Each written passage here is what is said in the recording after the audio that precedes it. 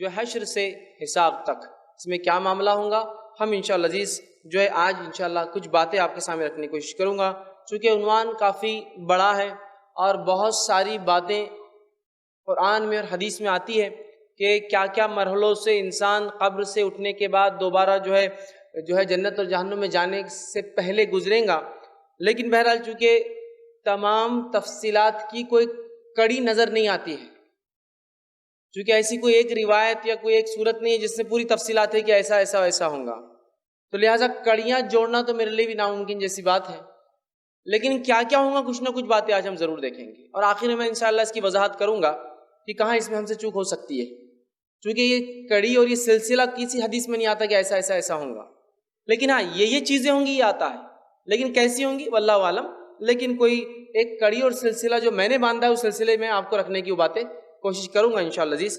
اگر یہ بات اور یہ سلسلہ درست رہا تو وہ اللہ کی طرف سے ہم ایک صحیح علم تک پہنچ گئے، اور اگر اس میں کوئی چوک ہوتی ہے تو ہم اللہ سے توبہ کرتے ہیں اس غلطی کے لیے۔ لیکن چونکہ اس کے بغیر سمجھانا بھی ناممکن ہے کہ اگر میں کوئی تسلسل نہ باندھوں تو پھر بات کیسے سمجھ میں آئیں گی، کیا ہوگا، لہٰذا کچھ کڑیاں باندھی گئی ہیں، لیکن ضروری نہیں کہ ایسے ہی ہوگا، وہ واقعہ وہ چیز ہوں گی، لیکن کیا اس کے بعد یہ ایونٹ ہوگا، اس کے بعد یہ ہوگا، اس میں آگے پیچھے معاملہ ہو سکتا ہے، لیکن چیزیں یہ ہونے والی ہے، لیکن سیکوینس بولتے ہیں نا، ایک کے بعد دوسرے کیسے ہوں گے اس کی تفصیلات بہرحال نہیں ملتی۔ میں کچھ حد تک آپ کو سمجھانے کی بہرحال یہ بات کوشش کروں گا۔ تو بہرحال انشاءاللہ عزیز آج میں جو ہے کچھ باتیں آپ کے سامنے جو ہے مطلب حشر سے، جس میں انسان جمع ہوں گے قبر سے اٹھنے کے بعد، اور جنت اور جہنم سے پہلے کیا ہوگا، کچھ باتیں رکھنے کی کوشش کرتا ہوں۔ سب سے پہلی چیز تو یہ کہ آخرت پر ایمان لانا ہم سب کے لیے جو ہے واجب ہے، جس کے تعلق سے ہم جانتے ہیں صحیح مسلم کی روایت ہے جس میں جبرائیل علیہ السلام خود ایک انسانی شکل میں آ کر جو ہے چند سوالات نبی اکرم صلی اللہ علیہ وسلم سے کیے۔ اس سوال میں جو یہ تھا کہ قیامت کب قائم ہوں گی، اور ایمان کیا ہے، اور اسلام کیا ہے، احسان کیا ہے، تو نبی اکرم صلی اللہ علیہ وسلم نے جو ایمان کے تعلق سے تفصیلات دی، اس کے اندر یہ ہمارے ایمان کا حصہ ہے آخرت پر ایمان، کہ ہم ایمان لائیں آخرت پر، والیوم الآخری۔ تو آخرت پر ایمان لانا میرے اور آپ کے لیے واجب ہے، ضروری یاد رکھیے۔ اسی طرح وہ جو گھڑی جس کو قیامت کہا جاتا ہے، یہ گھڑی یاد رکھیے اچانک آنے والی ہے۔ قیامت کو ایسی چیز نہیں ہے، ہاں اس کی علامتیں ہمیں پتہ ہے، لیکن وہ جب قائم ہوں گی، جب آئیں گی تو وہ اچانک آ جائیں گی، اس کے تعلق سے کوئی انٹیمیشن اور کوئی وارننگ نہیں دی جائیں گی، سوائے اس کے کہ چند علامتیں ہیں جس کی تفصیلات الحمدللہ پچھلے سالوں میں ہم نے بہت تفصیل میں لی۔ وہ کیا علامتیں ہوں گی جو بڑی اور چھوٹی جو قیامت سے پہلے ہوں گی، آپ اس کو دیکھ سکتے ہیں۔ تو قیامت اچانک قائم ہوں گی اور کسی کو ذرہ برابر بھی مہلت نہیں دی جائیں گی۔ اللہ رب العزت نے سورہ یاسین سورہ نمبر 36 آیت نمبر 48 سے لے کر 50 میں کہا اور فرمایا کہ قیامت اس طرح اچانک آئیں گی کہ نہ تو کسی کو وصیت کرنے کا وقت ملے گا اور نہ ہی گھر واپس جانے کی مہلت دی جائیں گی۔ تو قیامت ایک اچانک آنے والی چیز ہے۔ اسی طرح جو آپ صلی اللہ علیہ وسلم فرمایا کہا، فرشتہ سور جو ہے منہ میں لیے ہوئے اپنے کان اللہ کی طرف لگائے ہوئے ہے، اور اللہ کے حکم کے لیے وہ جو ہے انتظار کرتا ہے، اور جو ہی اللہ رب العزت اسے حکم دیں گا وہ سور کو پھونک دیں گا۔ اور اس فرشتے کی خصوصیت یہ ہے کہ وہ اللہ کی طرف جو ہے ٹیڑھی گردن کر کے دیکھ رہا ہے تاکہ کان اور آنکھیں ادھر رہے، اور وہ ایک بار بھی پلک نہیں مارتا، اس لیے کہ اس کے رب کا حکم سے کب آ جائیں گا وہ نہیں جانتا۔ تو لہٰذا قیامت ایک ایسی گھڑی ہے جو اچانک آ جائیں گی، مجھے اور آپ کو اس کی تیاری کرنے کا یا کوئی وارننگ نہیں ملیں گی۔ لہٰذا اس سے پہلے کہ قیامت قائم ہو، آخرت قائم ہو، اور یاد رکھیے قیامت جن لوگوں پہ آئیں گی وہ تو ایک الگ مسئلہ ہے، لیکن ایک انسان کی موت اس کے لیے قیامت ہوتی ہے، یاد رکھیے اس کی آخرت وہیں سے شروع ہو جاتی ہے۔ تو لہٰذا یا تو ہماری موت آ جائے یا پھر قیامت کی کوئی علامت یا قیامت آ جائے، اس سے پہلے ہمیں چاہیے کہ ہم توبہ کر لیں اور نیکی کی طرف بڑھیں۔ تو قیامت اچانک آ جائیں گے۔ اسی طرح جو ہے بہت سارے لوگ جو ہے قیامت کا انکار کرتے ہیں، بہت سارے لوگ جو ہے قیامت کا انکار کرتے ہیں، خواہ وہ مسلمان ہو یا نہ ہو، ٹھیک، تو انکار کرتے ہیں، اور ان کی خوش فہمیاں ہوتی ہے بہت زیادہ قیامت کے تعلق سے، آخرت کے تعلق سے، ٹھیک ہے۔ تو اس بات کو بھی اللہ رب العزت نے اپنی کتاب میں اور نبی اکرم صلی اللہ علیہ وسلم نے حدیث میں اس کو وہ کیا کہ منکرین قیامت کی جو خوش فہمیاں اور اس کے تعلق سے آتا ہے کہ یہ دوبارہ پیدا ہونا ناممکن سی بات ہے۔ کچھ لوگوں کا یہ تصور ہے، یہ خیال ہے کہ ہم دوبارہ پیدا نہیں کیے جائیں گے، یہ اللہ تعالیٰ کے لیے ممکن نہیں دوبارہ پیدا ہو۔ حالانکہ اللہ نے قرآن میں بار بار سمجھایا کہ ہمارے لیے اگر مشکل ہی ہوتا تو پہلی بار پیدا کرنا ہوتا۔ اگر کسی چیز کو بنانا مشکل ہوتا ہے تو کب ہوتا ہے؟ پہلی بار۔ ایک بار بن جائے تو پھر دوبارہ بنانا تو بہت آسان ہے۔ مثال دیتا ہوں، کمپیوٹرز جو ہے بن گئے، بننے کو بہت ٹائم لگا، اب اگر پورے کمپیوٹر بھی کسی وجہ سے ختم ہو جاتی ہے، کر دی جاتے ہیں، اس کی ٹیکنالوجی ہم پھر ایجاد کر لیں گے چونکہ ہم اس کو پہلے بنا چکے ہیں، سمجھ رہے ہیں آپ؟ تو اگر بنانا مشکل ہی ہوتا تو پہلی بار ہوتا، دوسری بار کا تو کوئی مسئلہ اور ایشو ہی نہیں رہا۔ اب تو انسان دعویٰ کر رہے کہ ہم ڈائناسور کو واپس پیدا کر سکتے ہیں اس کی ہڈیوں کی بنیاد پر۔ جب انسان ہی دعوے کر سکتا، اللہ کے لیے کیا ناممکن ہے؟ تو بہرحال تو وہ ان کا ایک دعویٰ ہے منکر قیامت کا، خوش فہمیاں کی نہیں، دوبارہ اٹھنا ناممکن ہے۔ دوسرا کہ اگر قیامت آ بھی گئی تو ہمارے وہاں بھی مزے رہیں گے، خوش فہمی کی زندگی، مطلب دنیا میں منمانی زندگی گزارتے ہیں اور یہ سوچتے ہیں کہ اگر مر بھی گئے، اگر قیامت اگر آ بھی گئی سمجھ لو، تو یہاں بھی مزے ہیں اور وہاں بھی مزے رہیں گے، ٹھیک ہے۔ اسی طرح جو ہے ہم کھاتے پیتے لوگ ہیں، ہم کو عذاب نہیں ہونے والا۔ کچھ لوگوں کی خوش فہمیاں ہوتی ہے اگر آ بھی گئی قیامت تو ہم ایسے لوگ ہیں، انبیوں کے خاندان سے، ولیوں کے خاندان سے، بزرگوں کے خاندان سے، فلاں کے خاندان سے، تھوڑا بہت کچھ ہوگا، کوئی بہت زیادہ مسئلہ نہیں ہونے والا، جان پہچان کی بنیاد پر، وسیلوں کی بنیاد پر، دامن پکڑنے کی بنیاد پر ہم نکل جائیں گے۔ اسی طرح بہت سارے لوگ ایسے جو قیامت کا مذاق اور استہزاء مذاق اڑاتے ہیں، جوک بناتے ہیں، جیسے کہ مرنے کے بعد دوبارہ زندہ ہونے والی بات عقل میں نہیں آتی۔ تم ہی سوچو نا یار، مر گئے، مٹی بن گئے اور جو ہے چورا چورا ہو گئے، اب کیسا ہو سکتا ہے؟ اب دیکھو جا کے قبرستان میں جو مر گیا ہڈیاں نکل رہی، کیسے ہو سکتا ہے؟ تو مذاق اڑاتے ہیں۔ اللہ رب العزت نے ان لوگوں کا جواب سورہ جو ہے مومنون سورہ نمبر 23 آیت نمبر 35 سے لے کر 38 میں دیا ہے۔ میں انشاءاللہ عزیز آیتوں کا ترجمہ آپ کے سامنے ہو سکے تو رکھوں گا، اور احادیث کا ہو سکے تو ترجمہ رکھوں گا، اور نہیں تو مفہوم بولتے ہوئے آگے چلا جاؤں گا، اس لیے کہ بہت ساری باتیں چونکہ آخرت کے تعلق سے آتی ہے، اور یہ مرحلہ قبر سے اٹھائے جانے کے بعد، پہلے سور پھونکے جانے کے بعد سے لے کر حساب کتاب تک ہے، تو یقیناً اتنا وقت نہیں ہوگا کہ ہم تفصیلات میں جائیں، تو میں مفہوم بیان کرتے ہوئے انشاءاللہ عزیز حوالہ دیتے مفہوم بیان کرتے ہوئے آگے بڑھتا جاؤں گا۔ اسی طرح جو ہے مرنے کے بعد اگر ہم واقعی دوبارہ زندہ کیے بھی جائے تو یہ تو جادو کا کھیل ہوگا، مطلب ایک جوک کے انداز میں، ارے اگر ایسا ہو گیا تو پھر تو ایسا ہو جائیں گا۔ تو اس طرح سے لوگ جو بہت سارے قیامت کا مذاق اڑاتے ہیں، جس کا جواب اللہ رب العزت نے جو ہے سورہ ہود آیت نمبر اس کی 7 میں دیا ہے۔ اسی طرح جو ہے اگر دوبارہ زندہ ہونے کی بات سچی ہے تو ہزاروں برس پہلے جو لوگ مر گئے ابھی کیوں نہیں اٹھتے ہو؟ اگر زندہ ہونے کی بات سچی ہے تو پھر ہزاروں سال پہلے جو مرے وہ کیوں نہیں اٹھتے؟ کچھ لوگ مذاق اڑاتے ہیں۔ اللہ رب العزت نے اس کا جواب سورہ نمبر 44 آیت نمبر جو ہے 34 سے لے کر 36 کے اندر تفصیل دیا ہے۔ اسی طرح جو ہے مرنے کے بعد دوبارہ زندہ ہونے کی باتیں تو پاگل پن لگتی ہے، کیونکہ یہ قول بھی اللہ رب العزت نے اپنی کتاب میں نقل کیا سورہ سبا سورہ نمبر 34 آیت نمبر 7 اور 8 کے اندر، کہ بہت سارے لوگوں نے جو ہے یہ بات کہی کہ قیامت کیسے قائم ہو سکتی ہے؟ اگر ایسا ہے تو پاگل پنے کی بات ہے، کیسے ہو سکتا ہے؟ اس کا جواب بھی اللہ رب العزت نے بہت تفصیل میں اپنی کتاب میں دیا۔ اسی طرح جو ہے قیامت کیسے قائم ہوں گی اس کے دلائل اگر چاہیے تو بہت زیادہ تفصیل میں جانے کی ضرورت نہیں۔ اللہ رب العزت قرآن میں فرماتا کہتا ہے جو ہے سورہ فاتر سورہ نمبر 35 آیت نمبر 9 میں کہتا ہے، جس طرح اللہ تعالیٰ بارش کو نازل فرماتا ہے اور مردہ زمین کو زندہ کر دیتا ہے، اسی طرح اللہ مردوں کو بھی دوبارہ اٹھائیں گا۔ یہ سب سے بہترین مثال ہے بارش کا گرنا اور مردہ زمین کا زندہ ہونا، کہ ہم لوگ دوبارہ اٹھائے جائیں گے۔ آپ کسی پلاٹ یا کسی جگہ سے گزریے، صحرا سے یا ریگستانی علاقے سے گزریے یا ایسی بنجر زمین سے گزریے جو بارش نہیں ہونے کے سوکھ گئی ہو، اور اس کے بعد چند بارش کی بوندیں یا چند دن بارش ہونے کے بعد وہاں سے گزریے، اتنی ہریالی، اتنے چرند پرند، اتنے کیڑے مکوڑے، پانی جمع ہونے سے مچھلیاں اور مینڈک اور مختلف قسم کے جانور ہوتے ہیں کہ آپ خود تعجب کرتے ہیں۔ پھر اگلے 4 مہینے بعد دیکھیے وہی سوکھا بنجر زمین، پھر اگلی بار بارش ہوتی ہے، پھر ہری بھری ہوتی ہے۔ تو جس طرح اللہ مردہ زمین کو دوبارہ زندہ کرتا ہے، اسی طرح اللہ رب العزت انسانوں کو دوبارہ اٹھانے والا ہے موت کے بعد۔ اور یہ صرف مثال کے طور پر نہیں ہے، حدیث ہے کہ آپ سے فرماتے ہیں جیسے سبزیاں اور جھاڑ اگتے ہیں قیامت کے روز، مرنے کے بعد جو لوگ اٹھائے جائیں گے وہ ویسے ہی اگیں گے جیسے سبزی اگتی ہے، اور ریڑھ کی ہڈی کا ایک حصہ ہوتا ہے جو کبھی ختم نہیں ہوتا، یاد رکھیے، اور یہ سائنٹیفک فیکٹ بھی ہے، وہ کبھی ختم نہیں ہوتا، کسی بھی سرکمسٹانسز میں زمین میں اگر ڈال دیا جائے بچا رہتا ہے۔ آپ سے فرماتے ہیں اس سے انسان اگنا چالو ہوں گے، پہلے ہڈیوں کا ڈھانچہ بنے گا، پھر گوشت اس پہ چڑھ جائیں گا اور انسان پھر تیار ہو جائیں گے۔ تو مردہ زمین کو اللہ اٹھاتا ہے جھاڑ کے زیادہ، انسان بھی اگیں گے روز قیامت، ٹھیک ہے۔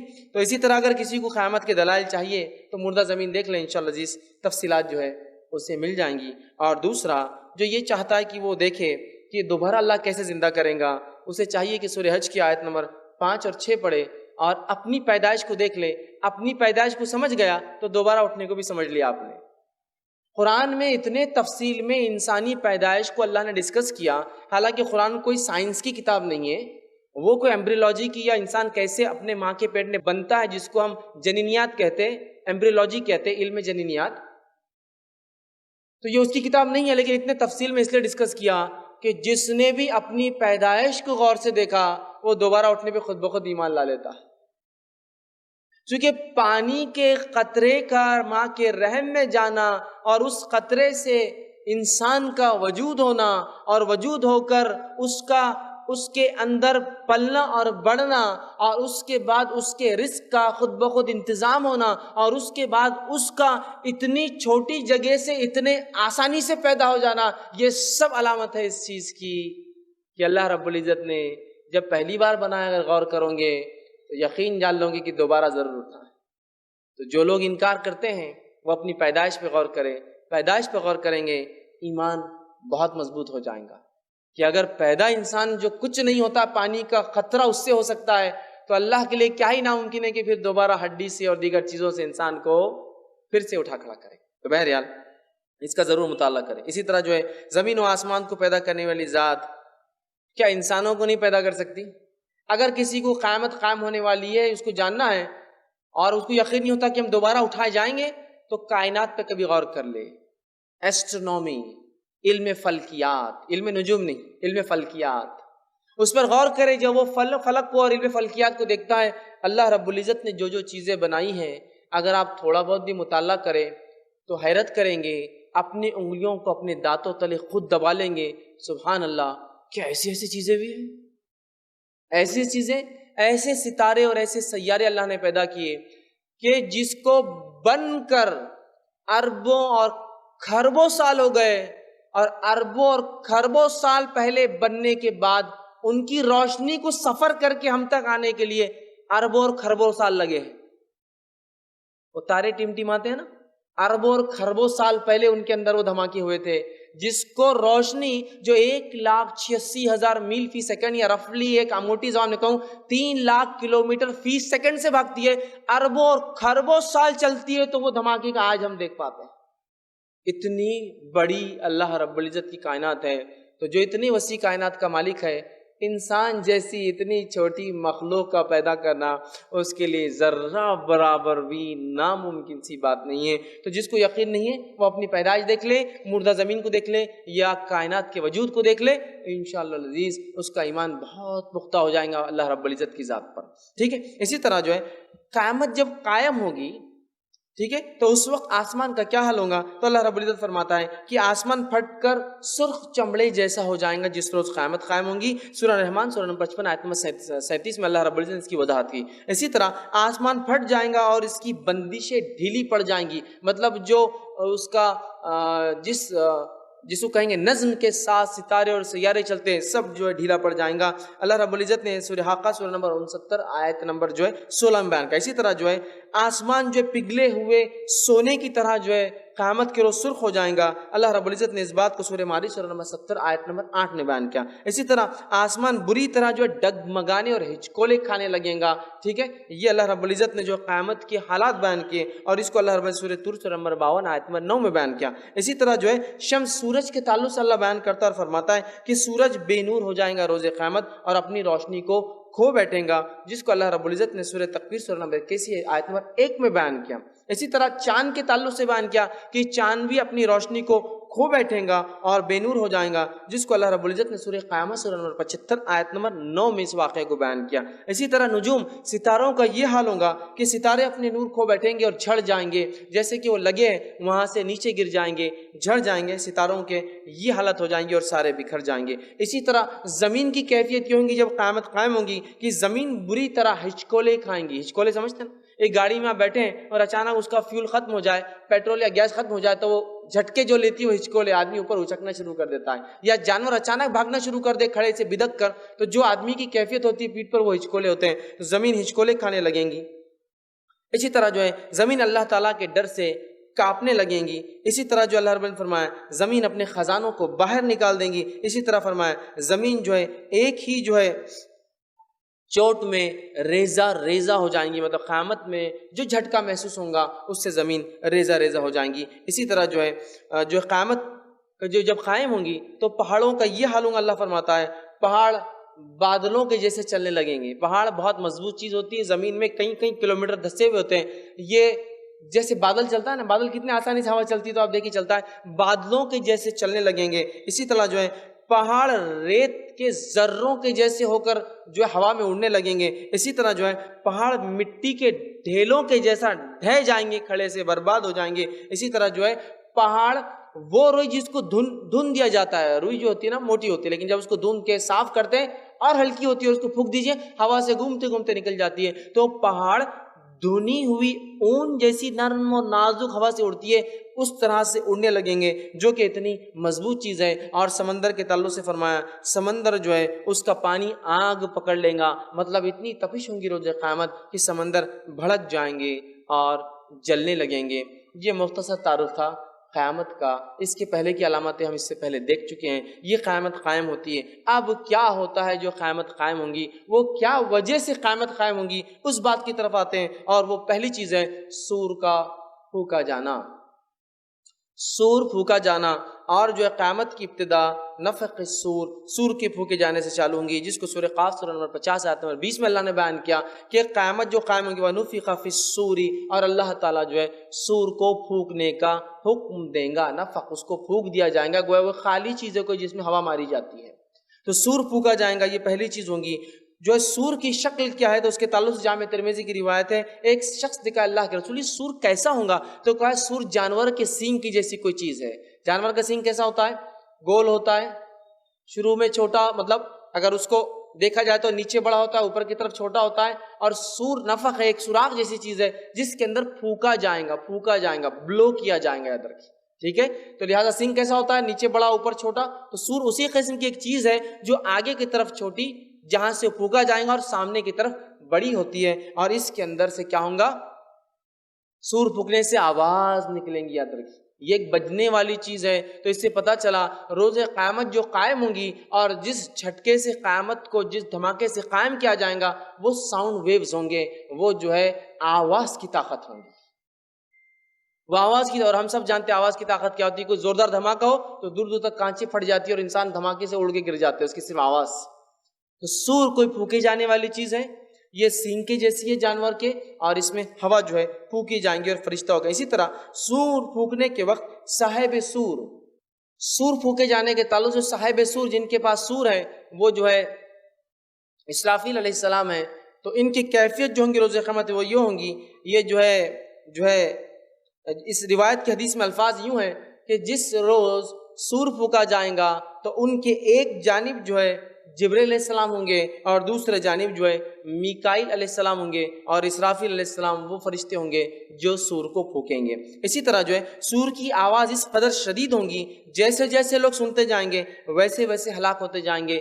صحیح مسلم کی روایت ہے یہ کہ جیسے سور پھونکا جائے گا، آواز دھیرے سے شروع ہو کے بڑھتی جائیں گی، بڑھتی جائیں گی، بڑھتی جائیں گی، اور جیسے جیسے آواز بڑھتی جائیں گی لوگ ہلاک اور برباد ہونا شروع ہو جائیں گے۔ اسی طرح جو ہے سور کی جب آواز، سور پھونکا جائے گا، اس کی آواز ہوں گی، نبی اکرم صلی اللہ علیہ وسلم فرما رکھا جب سور پھونکا جائے گا تو اگر موقع ملے، صحابہ نے کہا ہم کیا دعا پڑھیں؟ تو آپ نے فرمایا یہ دعا پڑھنا، حسبنا اللہ و نعم الوکیل، یہ دعا پڑھنا، یہ دعا انشاءاللہ تمہارے لیے کافی ہو جائیں گے، مطلب حسن خاتمے کے لیے، چونکہ انسان اس میں ہلاک اور برباد ہوتے رہیں گے۔ اسی طرح جو ہے اسرافیل علیہ السلام اپنی پیدائش کے وقت سے لے کر اب تک، جب سے پیدا ہوئے تب سے لے کر اب تک کھڑے ہیں، سور کے سامنے ان کا منہ ہے اور گردن ٹیڑھی ہے، آنکھیں اللہ کی طرف ہے اور کان بھی اس طرف ہیں۔ اللہ کا حکم کب آتا ہے؟ اور حکم آتے ہی وہ اس میں پھونک دیں گے، اور پھر دنیا جو ہے ہلاک ہو جائیں گی، اور وہ ذرہ برابر بھی جو ہے رکتے نہیں یا پلک بھی نہیں مارتے ہیں، کہیں پتہ نہیں کب اللہ تعالیٰ کا حکم آ جائے۔ اسی طرح جو ہے سور کس دن پھونکا جائے گا؟ تو اس کے تعلق سے بات معلوم ہوتی ہے، یہ ابن ماجہ کی روایت ہے، سور جمعہ کے دن پھونکا جائے گا۔ قیامت کس روز قائم ہوں گی؟ سور پھونکا جائے گا، وہ جمعہ کا دن ہوگا۔ اور حدیث کے الفاظ اس طرح سے، جمعہ کے روز قیامت قائم ہوں گی، لہٰذا تمام مقرب فرشتے، آسمان، زمین، پہاڑ، یہ ساری چیزیں جو ہے جمعہ کے دن جو ہے ڈرتے ہیں اور پریشان رہتے ہیں۔ ہر جمعہ فرشتے، زمین، آسمان، ہوا، یہ سب ساری چیزیں جمعہ کے دن پریشان ہوتی ہے، اس لیے کہ انہیں پتہ ہے کہ قیامت جمعہ کے دن قائم ہونے والی ہے۔ اسی طرح جو ہے سور کتنی مرتبہ پھونکا جائے گا؟ تو یہ سور کے تعلق سے جو باتیں پتہ چلتی ہیں وہ 2 مرتبہ پھونکا جائے گا۔ پہلی مرتبہ پھونکنے سے ہلاک، اور دوسری مرتبہ پھونکنے کے بعد ساری چیزیں واپس زندہ ہونا چالو ہو جائیں گی، حتیٰ کہ انسان اور جانور بھی زندہ پھر سے کر دیے جائیں گے. یاد رکھیے سور 2 بار پھونکا جائے گا. یہ بات ہمیں جو ہے سورہ زمر سے جو ہے پتہ چلتی ہے. اسی طرح جو ہے 2 بار سور پھونکنے کے بیچ میں کتنی مدت ہوں گی؟ تو اس تعلق صحیح مسلم کی روایت ہے، ابو ہریرہ رضی اللہ عنہ فرماتے ہیں کہ پہلے سور کے بعد دوسرا سور پھونکنے کے بیچ میں 40 کا فاصلہ ہوگا. تو صحابہ نے کہا کیا 40 سال؟ تو ابو ہریرہ رضی اللہ عنہ نے فرمایا میں نہیں جانتا. تو کہا 40 گھنٹے؟ تو کہا میں نہیں جانتا. تو کہا 40 صدیاں؟ تو کہا میں نہیں جانتا کتنا، بس میں نے اتنا ہی سنا تھا آپ صلی اللہ علیہ وسلم 40، میں نہیں سن پایا آگے کا آپ صلی اللہ علیہ وسلم نے کیا بیان کیا. تو 40 کی مدت گزریں گی جب ایک سور پھونکا جائے گا اس کے بعد دوسرے، اور اس مدت میں فرسٹ اور سیکنڈ سور کے اندر جو ہے اس مدت میں اللہ رب العزت کی ذات کے علاوہ کچھ بھی کائنات میں باقی نہیں رہے، ہر چیز ہلاک اور برباد کر دی جائیں گی. اور اس مدت میں اللہ تعالیٰ اکیلا ہوں گا اور پھر آواز لگائیں گا این الجبارون این المتکبرون. ایک روایت میں الفاظ ہے اللہ تعالیٰ فرمائیں گا انا الملک، آج میں بادشاہ ہوں. این الملوک الارض، کہاں زمین کے وہ بادشاہ؟ این الجبارون وین المتکبرون، کہاں جو ظلم و زیادتی کرتے ہیں، کہاں جو دنیا میں آکڑ دکھاتے اور تکبر کیا کرتے تھے، لاؤ آج میرے سامنے. تو اللہ کی واحد اکیلی ذات ہوں گی وہ 40 کی مدت، واللہ عالم کتنی لمبی اور کیسی مدت ہوں گی. اسی طرح جو ہے پہلے سور کی آواز سنتے ہی لوگ شدید گھبراہٹ طاری ہو جائیں گی. پہلی آواز آئیں گی شدید گھبراہٹ طاری ہو جائیں گی، اور جیسے جیسے سور کی آواز بڑھتے جائیں گی ویسے ویسے ان کی گھبراہٹ اور موت کی سختی اور لوگوں کا ہلاک ہونا شروع ہو جائیں گا. اسی طرح جو ہے پہلے سور کے بعد اللہ رب العزت جو ہے ہر ذی روح مخلوق کو ختم کر دیں گا، اور اس کے تعلق سے جو ہے قرآن کی کئی آیتیں کہ تمام چیزیں ہلاک ہو جائیں گی سوائے تیرے رب کے چہرے کے اور تیرے رب کی ذات کے، سب ہلاک ہو جانے والا. یاد رکھیے کچھ نہیں بچیں گا. اسی طرح جو ہے نفخ اول، پہلے سور پھونکے جانے کے بعد اللہ تعالیٰ ارشاد فرمائیں گا آج کا روز بادشاہی میری ہے. سب ختم ہو جائیں گا، اللہ کی ذات ہوں گی آج بادشاہی میری ہے. اور پھر خود ہی ارشاد فرمائیں گا کہ آج بادشاہت کس کی ہے، اور پھر فرمائیں گا کہ اللہ کی جو واحد ہے اور قہار ہے، سب کچھ کر سکتا ہے، گرفت کر سکتا ہے، پکڑ سکتا ہے، سزا دے سکتا ہے. ٹھیک ہے. اسی طرح جو ہے نفخ اول کے کچھ عرصے بعد آسمان سے بارش نازل ہوگی. پہلے سور پھونکے جانے کے بعد کیا ہوگا؟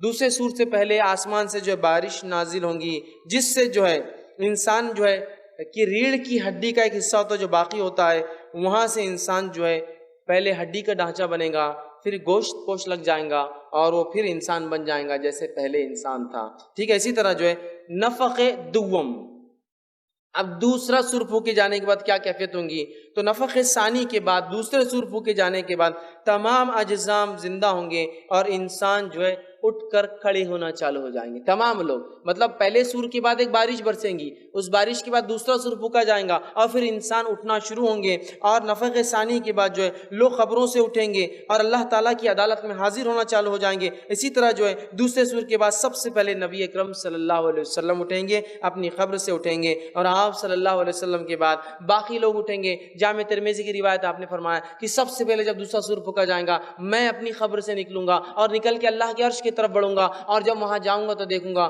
موسیٰ عرش سے پہلے سے لپٹے ہوئے. میں نہیں جانتا کہ موسیٰ بے ہوش ہوئے تھے یا نہیں ہوئے تھے، یا مجھ سے پہلے اٹھ کر آ کر وہاں کھڑے ہو گئے. لہٰذا مجھ میں اور موسیٰ میں کمپیریزن مت کیا کرو، موازنہ. چونکہ ایک مرتبہ صحابہ کی ایک جماعت یہودیوں سے لڑ رہی تھی کہ ہمارا نبی افضل، یہودی کرے ہمارا افضل، اور صحابہ کرے محمد صلی اللہ علیہ وسلم افضل، وہ کرے موسیٰ علیہ السلام افضل. تو آپ نے کہا موسیٰ سے میرا موازنہ کمپیریزن مت کیا کرو، اس لیے کہ روز قیامت مجھ سے پہلے کھڑے ہوں گے. میں نہیں جانتا بے ہوش ہوئے تھے یا نہیں ہوئے تھے، یا مجھ سے پہلے اٹھ کر وہاں چلے گئے. ٹھیک ہے. تو آپ صلی اللہ علیہ وسلم اٹھیں گے، اور آپ صلی اللہ علیہ وسلم جو ہے سب سے پہلے اپنی قبر سے نکلیں گے، اور اس کے بعد سارے لوگ جو ہے قبروں سے نکلیں گے. قبروں سے اٹھنے کی کیفیت کیا ہوگی؟ تو اس تعلق سے آتا ہے کہ اللہ رب العزت قرآن میں فرماتا ہے سورہ نمبر 27 سورہ نمل اور اس کی آیت نمبر جو ہے 87 میں اللہ فرماتا ہے، کہتا ہے لوگ اپنی قبروں سے جو ہے شدید گھبراہٹ کی حالت میں اٹھیں گے، اس لیے کہ پریشان ہوں گے کہ اس نیند سے کس نے جگا دیا. اسی طرح جو ہے جس آدمی کو جانور نے کھایا ہوگا، جس آدمی جو آدمی پانی میں ڈوبا ہوگا، اسی طرح جو آدمی جس حالت میں ہوگا، حتیٰ کہ اگر جل کر راغ بن گیا ہوگا تو ہر انسان اسی حالت میں اٹھے گا۔ کوئی جانور کے پیٹ سے نکلے گا، کوئی پانی سے نکل کر آئے گا، کوئی راغ سے نکل کر آئے گا، مطلب جو جس کیفیت میں مرا تھا اس کیفیت میں اٹھے گا۔ شہید کی حالت میں اٹھے گا، روزے دار روزے کی حالت میں اٹھے گا، طواف میں مرنے والا حاجی جو ہے طواف کی حالت میں اٹھے گا، جانور نے جس کو کھایا وہ جانور کے پیٹ سے اٹھے گا، پانی میں ڈوبا اس پانی سے اٹھے گا، جو جل گیا راغ بن گیا وہ اپنی راغ سے نکلے گا۔ اس کو جامع ترمذی نے جو ہے روایت کیا۔ اسی طرح جو ہے لوگ اپنی قبر سے اتنی تیزی سے نکلیں گے اور اتنے زیادہ نکلیں گے جیسے ٹڈیاں ہوتی ہیں نا، ٹڈیاں کیڑے ہوتے ہیں نا کبھی جو کھیت میں لگ جاتے ہیں، کتنی تعداد ہے، پہلے تو 1 2 3 نکلتے ہیں، پھر ایسا جھنڈ کہ آپ کو ادھر سے ادھر دکھتا نہیں کہ ٹڈیاں اتنی آتی ہیں۔ کیڑا ہوتا ہے نا جو گھاس کھا لیتا ہے، فصلیں برباد کرتا ہے، ٹڈیوں کی طرح اٹھیں گے۔ اور اس بات کو اللہ رب العزت نے سورہ قمر سورہ نمبر 54 آیت نمبر 6 سے لے کر 8 میں بیان کیا کہ انسان ٹڈیوں کی جیسے اٹھیں گے۔ اسی طرح لوگ اپنی خبروں سے ننگے بدن، ننگے پاؤں اور بے ختنہ اٹھیں گے۔ یہ صحیح مسلم کی روایت ہے۔ ماں عائشہ نے فرمایا اللہ کے رسول ننگے بدن، ننگے پاؤں، بغیر ختنہ کے، کیسا عجیب منظر ہوگا، کتنی شرم کی بات ہے۔ تو کہا عائشہ کسی کی کوئی فکر ہی نہیں ہوں گی، کوئی کسی کو دیکھے گا بھی نہیں، کوئی ان کی حالت میں۔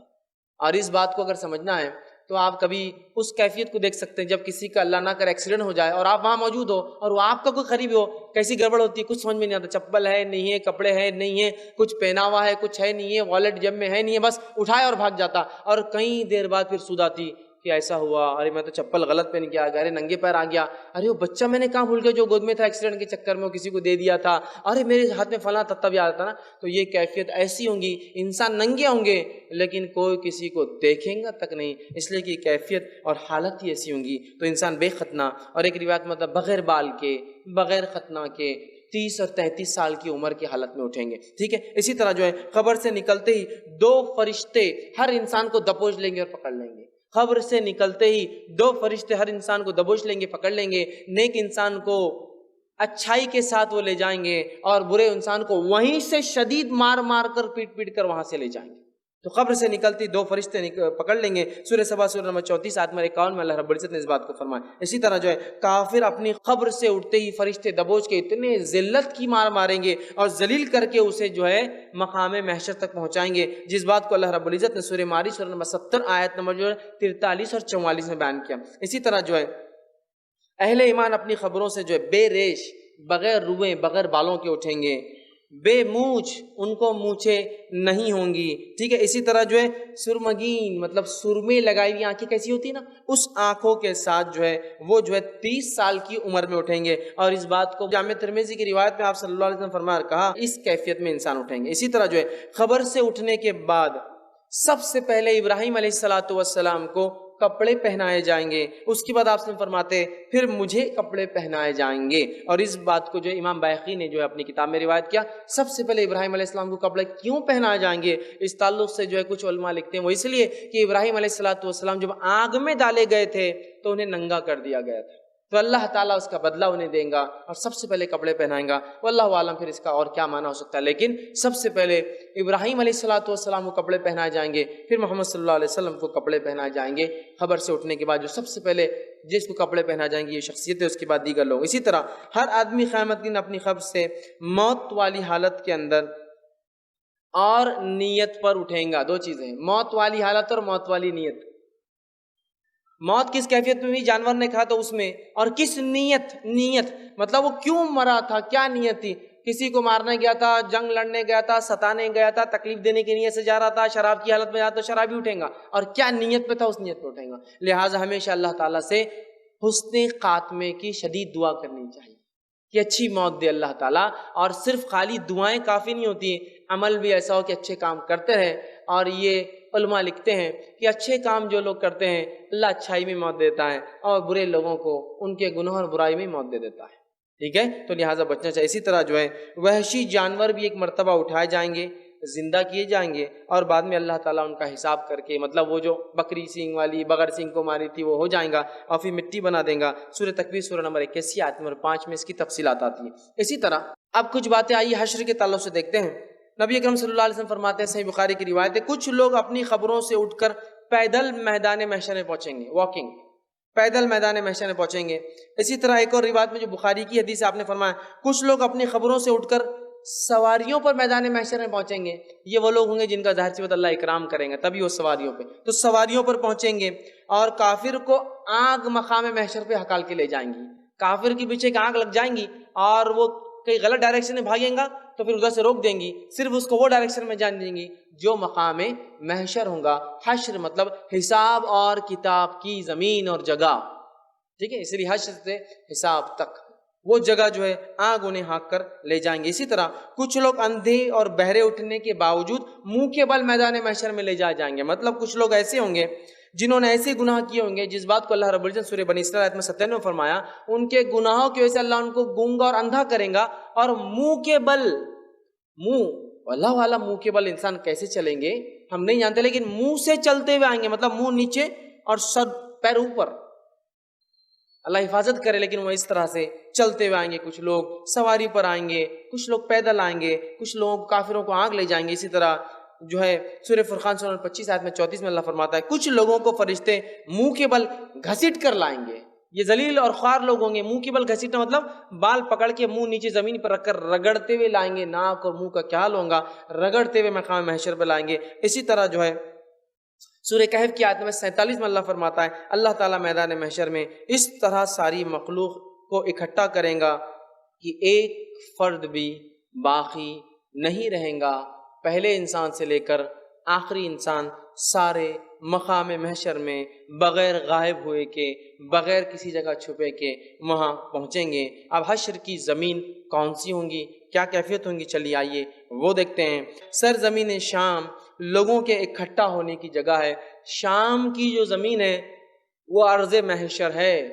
حشر جس روز قائم ہوگا، لوگ جمع ہو کے حساب کتاب جس زمین پر ہونے والا ہے، وہ زمین کون سی زمین ہے؟ ارض شام، جو کہ نبی اکرم صلی اللہ علیہ وسلم کے زمانے میں ایک ملک تھا، آج 5-6 ملک اس کے اندر ہے.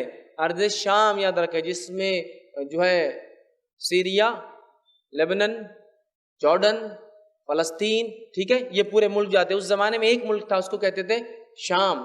تو شام کی سرزمین ارض محشر ہے، وہاں انسانیت جمع ہوں گی. اور اسی طرح ہم نے ایک اور روایت دیکھی تھی کہ شام کے لوگوں پر فرشتے اترتے ہیں، ان کے نیک لوگوں پر، ٹھیک ہے. تو ارض جو ہے شام یہ مقام محشر ہے، یہ ارض محشر ہے، یہاں لوگ جمع ہوں گے. اسی طرح میدان محشر کی زمین اور آسمان ہمارے موجودہ زمین آسمان کے الگ ہوں گے. اللہ ان کو پھر سے بنائیں گا. اس بات کو اللہ نے سورہ ابراہیم جو ہے سورہ نمبر 14 اور اس کے آیت 48 میں اس بات کو بیان کیا کہ وہ جو زمین ہوں گی شام کی ہوں گی، لیکن اللہ اس کو پھر سے پیدا کریں گا، پھر بنائیں گا. اس کا آسمان بھی پھر سے پیدا ہوگا، اس کی زمین بھی پھر سے پیدا کی جائیں گی، وہ مقام ہوگا. اور میدان محشر کی زمین چمکدار، خاکی رنگ کی، مٹی کے رنگ کی اور صاف ستھری اور ہموار ٹکیا، گول ہوتی نا ٹکیا بناتے ہموار، جو ایک دم پلین ہو، اس طرح کی ہوں گی. کوئی اونچ نیچ، اوبڑ کھاوڑ، نیچے اوپر، پلین زمین جس میں سب لوگ دیکھے جا سکتے سامنے کھڑے، ٹکیا کی جیسی. آج جو زمین پہ ہم رہتے ہو بال کی جیسا ہے، گول ہے، وہ ٹکیا کی چپٹی ہوں گی. لوگ دیکھ سکیں گے یہاں سے وہاں تک انسانی جو انسانیت کھڑی ہے پوری، اول سے لے کر آخر تک. اور یہ زمین خاکی رنگ کی، مٹی کے رنگ کی، صاف ستھری ہموار ٹکیا کی جیسی ہوں گی. اسی طرح جو ہے نئی زمین ہر طرح کے فسق اور فجور اور ظلم سے پاک ہوں گی اور تمام فیصلے انصاف کے مطابق ہوں گے. یہ نئی زمین جو ہوں گی ہر گناہ سے پاک ہوں گی. انسان جمع تو ہوں گے لیکن کوئی ظلم زیادتی نہیں ہوں گی. اللہ تعالیٰ اس روز انصاف کے ساتھ جو ہے انسانوں کے ساتھ فیصلے کریں گا. اسی طرح جو ہے ابن مبارک ایک روایت لاتے ہیں، اس روایت میں ہے کہ میدان محشر میں ہر آدمی کو جو ہے بمشکل 2 قدم جگہ کھڑے رہنے کو ملیں گی. بس 2 پیر رکھنے کی جگہ ہوں گی. اس سے زیادہ جگہ مقام محشر میں انسان کو نہیں ملنے والی ہے. صرف 2 قدم رکھنے کی جگہ، بس 2 سٹیپس، بس اس سے ہٹ کر نہ چلنے، نہ پھرنے، نہ بھاگنے کی جگہ ہوں گی. چونکہ مقام محشر بہت سختی والی جگہ ہے، بہت خطرناک جگہ ہے. مقام محشر کی ہولناکی کیا ہوں گی؟ ایک تو بھاگنے کی جگہ نہیں، 2 قدم بس رکھے ہوئے، اس کی ہولناکی کیا ہوں گی؟ تو نبی اکرم صلی اللہ علیہ وسلم فرماتے، طبرانی کی روایت آپ نے فرمایا، حشر کی ہولناکی موت اور قبر کی سختیوں سے کئی گنا زیادہ ہے. مقام محشر میں جو کیفیت انسان کے ساتھ ہونے والی ہے وہ اتنی سخت کیفیت ہے کہ قبر کی تکلیف، موت کی تکلیف کچھ بھی نہیں ہے، نتھنگ، کچھ بھی نہیں ہے. اتنا زیادہ خطرناک جگہ ہے. اندازہ لگائیے، بھاگنے کو جگہ نہیں، صرف 2 قدم جمے ہوئے ہے. تکلیف اور شدت ایسی جیسا موت اور قبر میں بھی جو نہیں ہوئی وہ تکلیف ہونے والی یہ وہ جگہ ہے۔ اسی طرح جو ہے آپ صلی اللہ علیہ وسلم فرماتے ہیں حشر کی گرمی، 2 قدم رکھنے کی جگہ، تکلیف ایسی انسان کو کہ موت اور قبر میں نہیں آئی۔ حشر کا میدان اتنا گرم ہوگا کہ پسینہ اس طویل مدت تک بہتا رہے گا کہ لوگ تنگ آ کر اللہ سے دعا کریں گے کہ حشر قائم کر، بھلے ہی ہمیں چاہے تو جہنم میں ڈال دے اٹھا کر، میزان قائم ہو جائے، ترازو لگ جائے، حساب کتاب ہو جائے، بھلے ہی اللہ ہمیں جہنم میں ڈال دے لیکن یہ تکلیف ہماری برداشت کے باہر ہے۔ حشر کا میدان بہت تکلیف دہ جگہ ہے، قدم رکھنے کے لیے صرف 2 قدم رکھنے کی جگہ، پسینے کا وہ حال کہ پسینہ بہتا رہے گا، اس پسینے کی تکلیف، شدت اور بدبو سے پریشان آ کر لوگ کہیں گے اے اللہ حشر قائم کر دے، میزان قائم کر دے، حساب کتاب کر دے، جنت جہنم میں ڈال دے، بھلے ہی جہنم میں ڈال دے لیکن کچھ نہ کچھ آگے فیصلہ کر دے۔ اس کیفیت میں ہم نہیں کھڑے رہ سکتے اب، ٹھیک ہے۔ اور پسینہ اتنا آئے گا، روایت میں آتا ہے کہ اس پسینے میں اگر کوئی شخص کشتی اگر ڈال دے تو کشتیاں ان انسان کے پسینے میں آرام سے چل سکتی ہے، اتنا پسینہ نکلے گا۔ اسی طرح جو ہے حشر میں آتا ہے روایت کے اندر سب مرد اور عورتیں ننگے بدن ہوں گے، ننگے پاؤں ہوں گے، بغیر ختنہ کیے ہوئے ہوں گے، اور خوف اور دہشت کی وجہ سے جو ہے ان کو کوئی ہوش نہیں ہوگا۔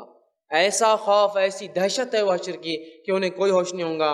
اسی طرح جو ہے قرآن فرماتا ہے سورہ شورى سورہ نمبر 26 آیت نمبر 91 میں کہ کافر جو حشر کے میدان میں جو خوف اور غم ہوگا اس کا اتنا اضافہ ہو جائے گا کہ حشر کے میدان میں جو ہے جب جہنم لائی جائیں گی تو ان کے چہرے کالے پڑ جائیں گے، اور کافر کو تکلیف دینے کے لیے اللہ جہنم کو مقام محشر میں لائیں گا، اور مقام محشر میں 70,000 فرشتے، مطلب 70,000 جب جہنم لائی جائیں گی تو 70,000 حصے ہوں گے عذابات کے، اور ہر ایک حصے کو 70,000 فرشتے کھینچ کھینچ کر لائیں گے جہنم میں۔ ایک بہت بڑی حقیقت ہے، یاد رکھیے، ایک بہت بڑی فزیکل چیز ہے۔ بہت سے لوگ بولتے ہیں نہیں ڈرانے کے لیے رہتی، 70,000 فرشتوں کا پل کر کے کھینچ کر لانا کوئی مذاق کی بات نہیں ہے اندر، اور ایک ایک حصے کو 70,000 فرشتے کھینچیں، 70,000 ضرب 70,000 490 کروڑ فرشتے صرف جہنم کو کھینچ کر لائیں گے، ٹھیک۔ اسی طرح جو ہے حشر کی ہولناکیوں کو دیکھ کر کفار اور فجار گناہ گاروں کے چہرے کالے سیاہ پڑ جائیں گے۔ سورہ یونس آیت نمبر 27 میں بات اللہ رب العزت نے فرمائی۔ اسی طرح جو ہے آپ وسلم فرماتے ہیں، حاکم کی روایت ہے، جس طرح سے تیر کمان میں لگ جاتا ہے اور لگنے کے بعد پریشان رہتا ہے کہ تو کھینچ کے اس پہ ٹینشن ہوتا ہے نا، کھینچ کے رکھتے ہیں، اور تیر پریشان ہوتا ہے، جو لوگ تیر چلاتے ہیں ان کو اس کا اندازہ ہے کہ آپ نے کھینچ دیا اس کو ٹینشن دے دیا، اب تیر کنٹینیوس صرف کاپتے رہتا ہے، چونکہ اس کو نکلنا ہے، چھوٹنا، جتنا ٹینشن اس کے زیادہ پیچھے اتنی رفتار سے نکلے گا۔ تو آپ فرماتے ہیں جس طرح سے تیر جو ہے کمان میں مشکل میں ہوتا ہے، نکلنا ہے نہیں، کبھی بھی چھوٹ سکتا ہے اور تکلیف میں ہوتا ہے، اسی طرح انسان 50,000 سال تک مقام محشر میں اس تکلیف میں کھڑے ہوں گے۔ 50,000 ایئرز تک حساب نہیں ہوگا، اتنے سال سب کو کھڑے رہنا ہے۔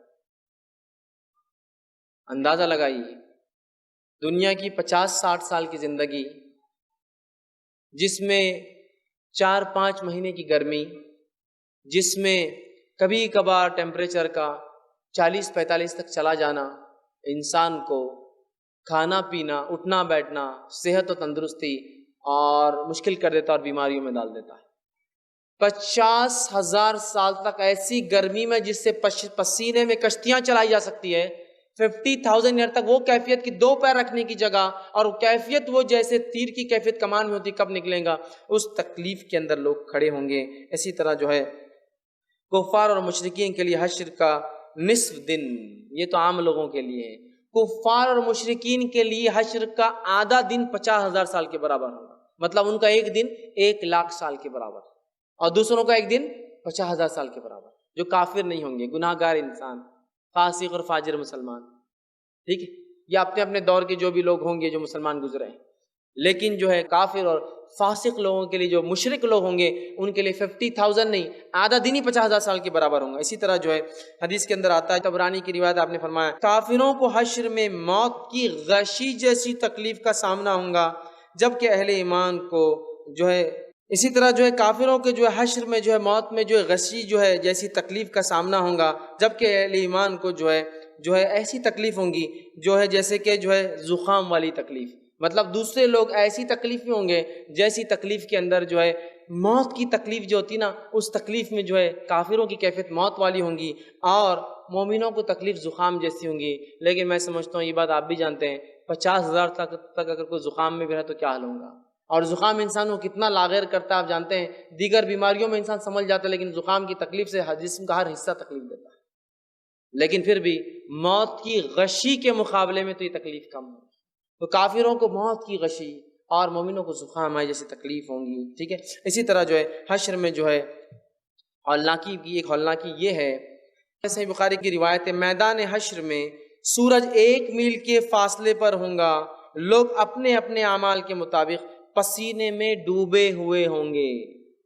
سورج 1 میل کے فاصلے پر ہے، کیفیت تیر کی کمان میں جو تیر کی کیفیت ہے، جگہ صرف 2 قدم رکھنے کی ہے، اور سورج صرف 1 میل 1.5 کلومیٹر کے فاصلے پر ہوگا۔ اسی وجہ سے اتنی شدید پسینہ انسان کے جسم سے جائیں گا۔ اسی طرح جو ہے آپ صلی اللہ علیہ وسلم فرماتے اور کہتے ہیں، یہ جو ہے روایت جو ہے حاکم کی ہے، بعض لوگوں کا پسینہ ایڑیوں تک ہوگا، بعض لوگوں کا پسینہ پنڈلیوں تک ہوگا، بعض لوگوں کا پسینہ گھٹنے تک ہوگا، بعض لوگوں کا پسینہ جو ڈوبے ہوئے کمر تک ہوگا، بعض لوگوں کا پسینہ کاندھوں تک ہوگا، بعض لوگ اپنے پسینے کے اندر سوئم کر رہے ہوں گے، تیر رہے ہوں گے، اور بعض لوگوں کے پسینے کے تعلق سے آتا آپ فرماتے ہیں اتنا پسینہ نکلیں گا کہ زمین میں 140 میٹر تک چلا جائیں گا۔ یہ اوپر کی کیفیت اور یہ نیچے کی کیفیت، مطلب ارض محشر چوسیں گی تو 70 باغ کے لفظ حدیث میں، اور 70 باغ کو اگر آج کے اس میں تبدیل کیا جائے تو 140 میٹر ہوتا ہے۔ پسینہ اوپر بھی اتنا، زمین کے اندر بھی انسان پسینہ اس کا جذب ہو جائے گا اتنا زیادہ۔ اسی طرح جو ہے محشر میں جو ہے گروہ بندی کر دی جائیں گی، ہر انسان اپنے جیسے اعمال والے کے ساتھ ٹیم میں ہوں گا، گروہ بندی ہوں گی۔ اور اللہ رب العزت نے سورہ یاسین سورہ نمبر 36 آیت نمبر 59 میں فرمایا وَامْتَازُوا الْيَوْمَ أَيُّهَا الْمُجْرِمُونَ، اب امتیاز کر دو، الگ کر دو مجرموں کو، اور ہر جرم والا اپنے جرم کے ایک جیسے ساتھیوں کے ساتھ ایک ایک جگہ مختلف مقامات پر بہرحال جمع کر دیے جائیں گے۔ اسی طرح ہم دیکھتے ہیں جو ہے حشر میں جو ہے گروہ بندی کے بعد جو چیز ہوں گی، گروہ بندی کے بعد جو چیز ہوں گی بہرحال وہ یہ ہے کہ جو حشر میں ہر آدمی اپنے جو ہے نبی کے ساتھ ہوں گا، سب سے زیادہ لوگ محمد صلی اللہ علیہ وسلم کے ساتھ ہوں گے، ٹھیک ہے۔ اور اس بات کو جو ہے بخاری میں جو ہے امام بخاری نے روایت کیا۔ اسی طرح جو ہے حشر اور اہل ایمان کا کیا حال ہوگا، اب ایمان والوں کا کیا حال ہوگا، تو آپ سے فرماتے اور کہتے ہیں، یہ ابن حبان کی روایت ہے، تمام انبیاء کرام حشر میں نور کے ممبروں پر جلوہ افروز ہوں گے، اور محمد صلی اللہ علیہ وسلم کا ممبر سب سے اونچا اور سب سے خوبصورت ہوگا، کیونکہ انبیاء علیہ السلام کو اسپیشل پریولیجز ملیں گے۔ ہو سکتا ہے شروعات میں یہ کیفیت ہو اور بعد میں پھر اعمال کے حساب سے لوگ بٹھا دیے جائے، واللہ عالم۔ تو بہرحال نور کے ممبر ہوں گے سارے انبیاء، اور محمد صلی اللہ علیہ وسلم کا ممبر سب سے اونچا سب سے اعلیٰ ہوگا۔ اسی طرح جامع ترمذی کی روایت آپ نے فرمایا کہا تمام انبیاء کرام کو میدان حشر میں جھنڈے دیے جائیں گے جس کے تلے ان کی قوم کھڑی ہوں گی، اور سب سے اعلیٰ اور سب سے اونچا جھنڈا محمد صلی اللہ علیہ وسلم کو دیا جائے گا، اور آپ کے جھنڈے کی خصوصیت ہوں گی کہ آپ کے جھنڈے کے تلے دیگر انبیاء بھی آ کر شامل ہو جائیں گے، حالانکہ ان کی قومیں ان کے جھنڈے تلے ہوں گی، لیکن آپ صلی اللہ علیہ وسلم پورے محشر کی لیڈرشپ ہوں گی آپ کے پاس کہ آپ کا سب سے اونچا اعلیٰ جھنڈا، اور ساری قومیں اپنے اپنے نبی کے جھنڈے تلے، اور وہ سارے نبی محمد صلی اللہ علیہ وسلم کے جھنڈے تلے، ٹھیک ہے۔ تو یہ مقام ہے محمد صلی اللہ علیہ وسلم اور آپ کی ذات کا۔ بہرحال اسی طرح جو ہے سورہ انبیاء سورہ نمبر 21 آیت میں 103 میں اللہ فرماتا ہے اہل ایمان حشر میں ہر طرح کی گھبراہٹ اور پریشانی اور ذلت اور رسوائی سے محفوظ رہیں گے۔ اللہ تعالیٰ ایمان والوں کو ایسے مقام پر اپنے بندوں کو، نیک لوگوں کو محفوظ رکھیں گا۔ اسی طرح جو ہے قرآن میں آتا ہے سورہ نمبر 26 سورہ شعراء آیت نمبر 90 میں اہل ایمان کی جو ہے خوشیوں میں مزید اضافہ کرنے کے لیے میدان محشر میں انہیں جنت دکھائی جائیں گی، جیسا کافروں کو جہنم دکھائی جائیں گی، ان لوگوں کو جو ہے جنت دکھائی جائیں گی۔ اسی طرح جو ہے حشر میں اہل ایمان کے چہرے روشن و تر و تازہ ہوں گے، اور جو ہے حشاش اور بشاش ہوں گے، کافروں کے چہرے کالے پڑ جائیں گے، مومنوں کے چہرے حشاش اور بشاش رہیں گے۔ اسی طرح ابن حبان کی روایت آپ نے فرمایا کہا حشر میں 50,000 سال کا طویل عرصہ نیک لوگوں کے لیے یہ ہوگا کہ اللہ ان کو گھبراہٹ سے محفوظ کر لیں گا اور انہیں زیادہ محسوس نہیں ہونے دیں گا، لیکن رکیں گے تو 50,000 سال، لیکن اللہ کا فضل یہ ہوگا اللہ ان کے لیے آرام وہاں میسر کر دے گا۔ اسی طرح جو ہے حشر میں اب اللہ کی عدالت کا کیا معاملہ ہوگا اور نیکیوں کی فضیلت کیا ہے، میں سمجھتا ہوں بات واضح ہو رہی ہے۔ نیک لوگوں کو ہر جگہ چھوٹ ہے، قبر کے اندر جنت دکھا دی جا رہی ہے، ان کا مقام، جب اٹھ رہے ہیں تو فرشتے اچھے سے استقبال کریں گے، باقی کو پیٹتے ہیں۔ اس کے بعد یہ حالت یہ ہے کہ جو ہے مقام محشر میں مارتے ہوئے لا جائیں کافروں کو، ان کے چہرے کالے، مومنوں کا حال یہ ہے کہ وہ خوش ہوں گے، غم سے بری ہوں گے، اور 50,000 سال بہت آسانی سے گزر جائیں گے۔ لہٰذا ہمیں چاہیے کہ خوب سے خوب نیکیوں کی طرف ہم بڑھیں۔ اسی طرح حشر میں اللہ کی عدالت کیسے قائم ہوگی، آئیے جو اس کے تعلق سے جو ہے سورہ فرقان سورہ 25 آیت 25 اور 26 میں اللہ فرماتا ہے، عدالت قائم ہونے سے پہلے آسمان پھٹ جائیں گا، فضا میں ہر طرف بادل پھیل جائیں گے، اور حق تعالی اللہ تعالی فرشتوں کے ساتھ میدان محشر میں نزول فرمائیں گا۔ اللہ تعالیٰ نازل ہوں گا مقام محشر میں حشر کے دن۔ اسی طرح جو ہے عدالت الہیہ، اللہ کی عدالت کے اطراف وہ جوانب میں فرشتے کھڑے ہوں گے، اور اللہ تعالیٰ کے فرشتے کو عرش کو 8 فرشتے اٹھائے ہوں گے۔ اور اللہ تعالیٰ کے عرش کے تعلق سے بات بتا دوں، یہ اللہ کی سب سے بڑی مخلوق ہے۔ اللہ نے جتنی چیزیں پیدا کی اس میں سب سے بڑی چیز عرش ہے، اور عرش کی کیفیت کا ایک حدیث میں آتا ہے، آپ فرماتے ہیں کہ ساری کائنات کی مثال، کائنات ہمارا یونیورس جس کے تعلق سے سائنس آج کہتی ہے 200 بلین لائٹ ایئرز تک ہم دیکھ سکتے ہیں، 200 بلین لائٹ ایئرز۔ اگر روشنی کو 200 کروڑ سالوں تک چھوڑ دیا جائے تو جتنا سفر کریں گے اتنی کائنات ہم دیکھ سکتے ہیں، اور روشنی بھاگتی ہے 3 لاکھ کلومیٹر فی سیکنڈ، اتنی کائنات ہم دیکھ سکتے ہیں۔ اور سائنس کہتی ہے تو کائنات کا ایک ذرہ ہے بھی، ابھی تو بہت باقی ہے، سمجھ رہے آپ؟ تو آپ سے فرماتے ہیں کہ ساری کائنات کی مثال اللہ کی کرسی کے سامنے ایسی ہے جیسا ریگستان میں انگوٹھی۔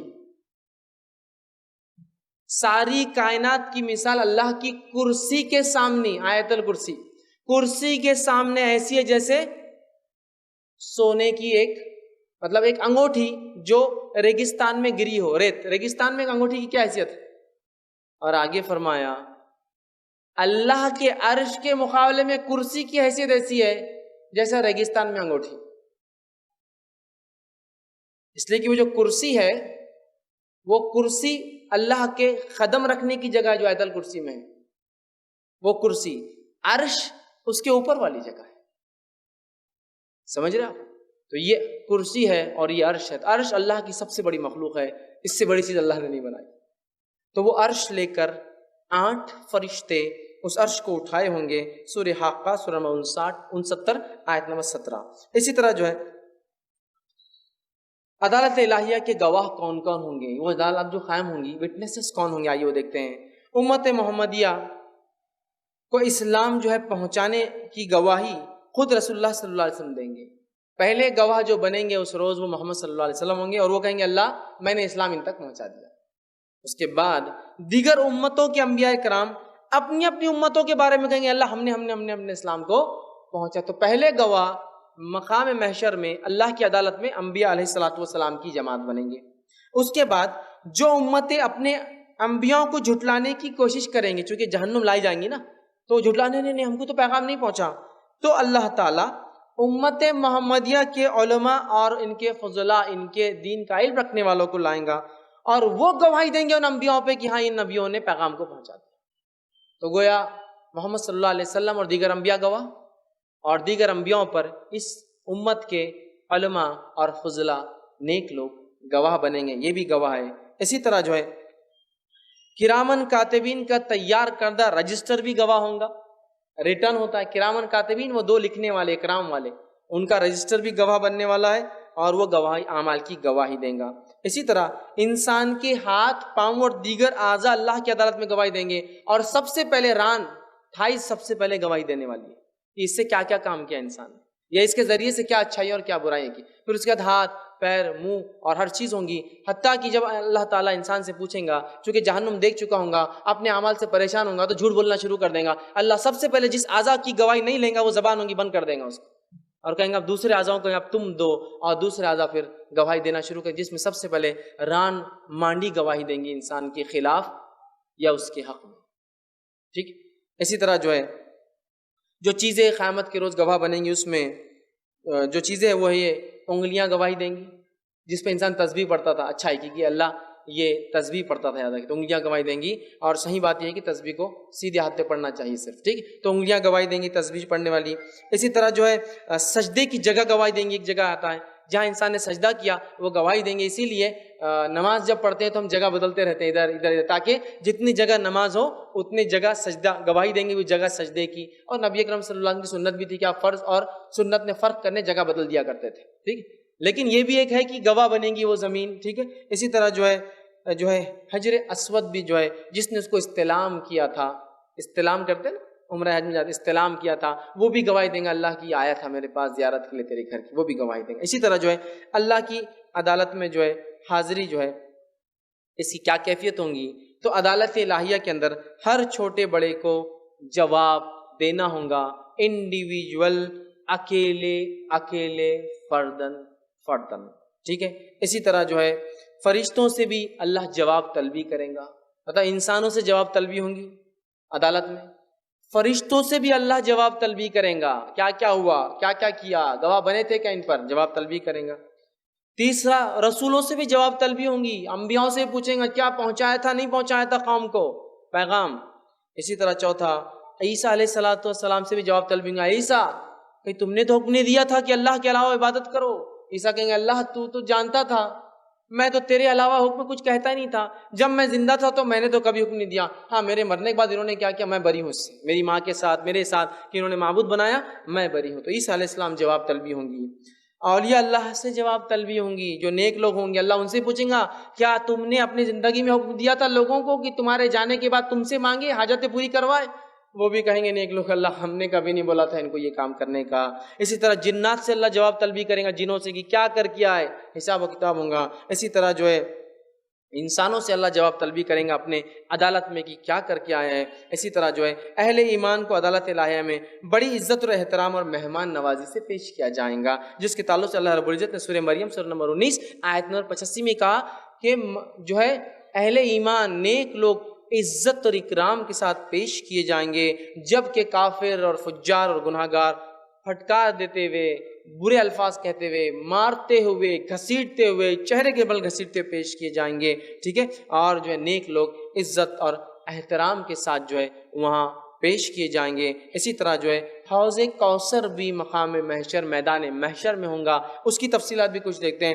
میدان محشر میں ہر نبی کو پانی کی خاص نہر دی جائیں گی، اور محمد صلی اللہ علیہ وسلم کو حوض کوثر والی نہر دی جائیں گی، ہر نبی کو ایک ایک نہر ملیں گی۔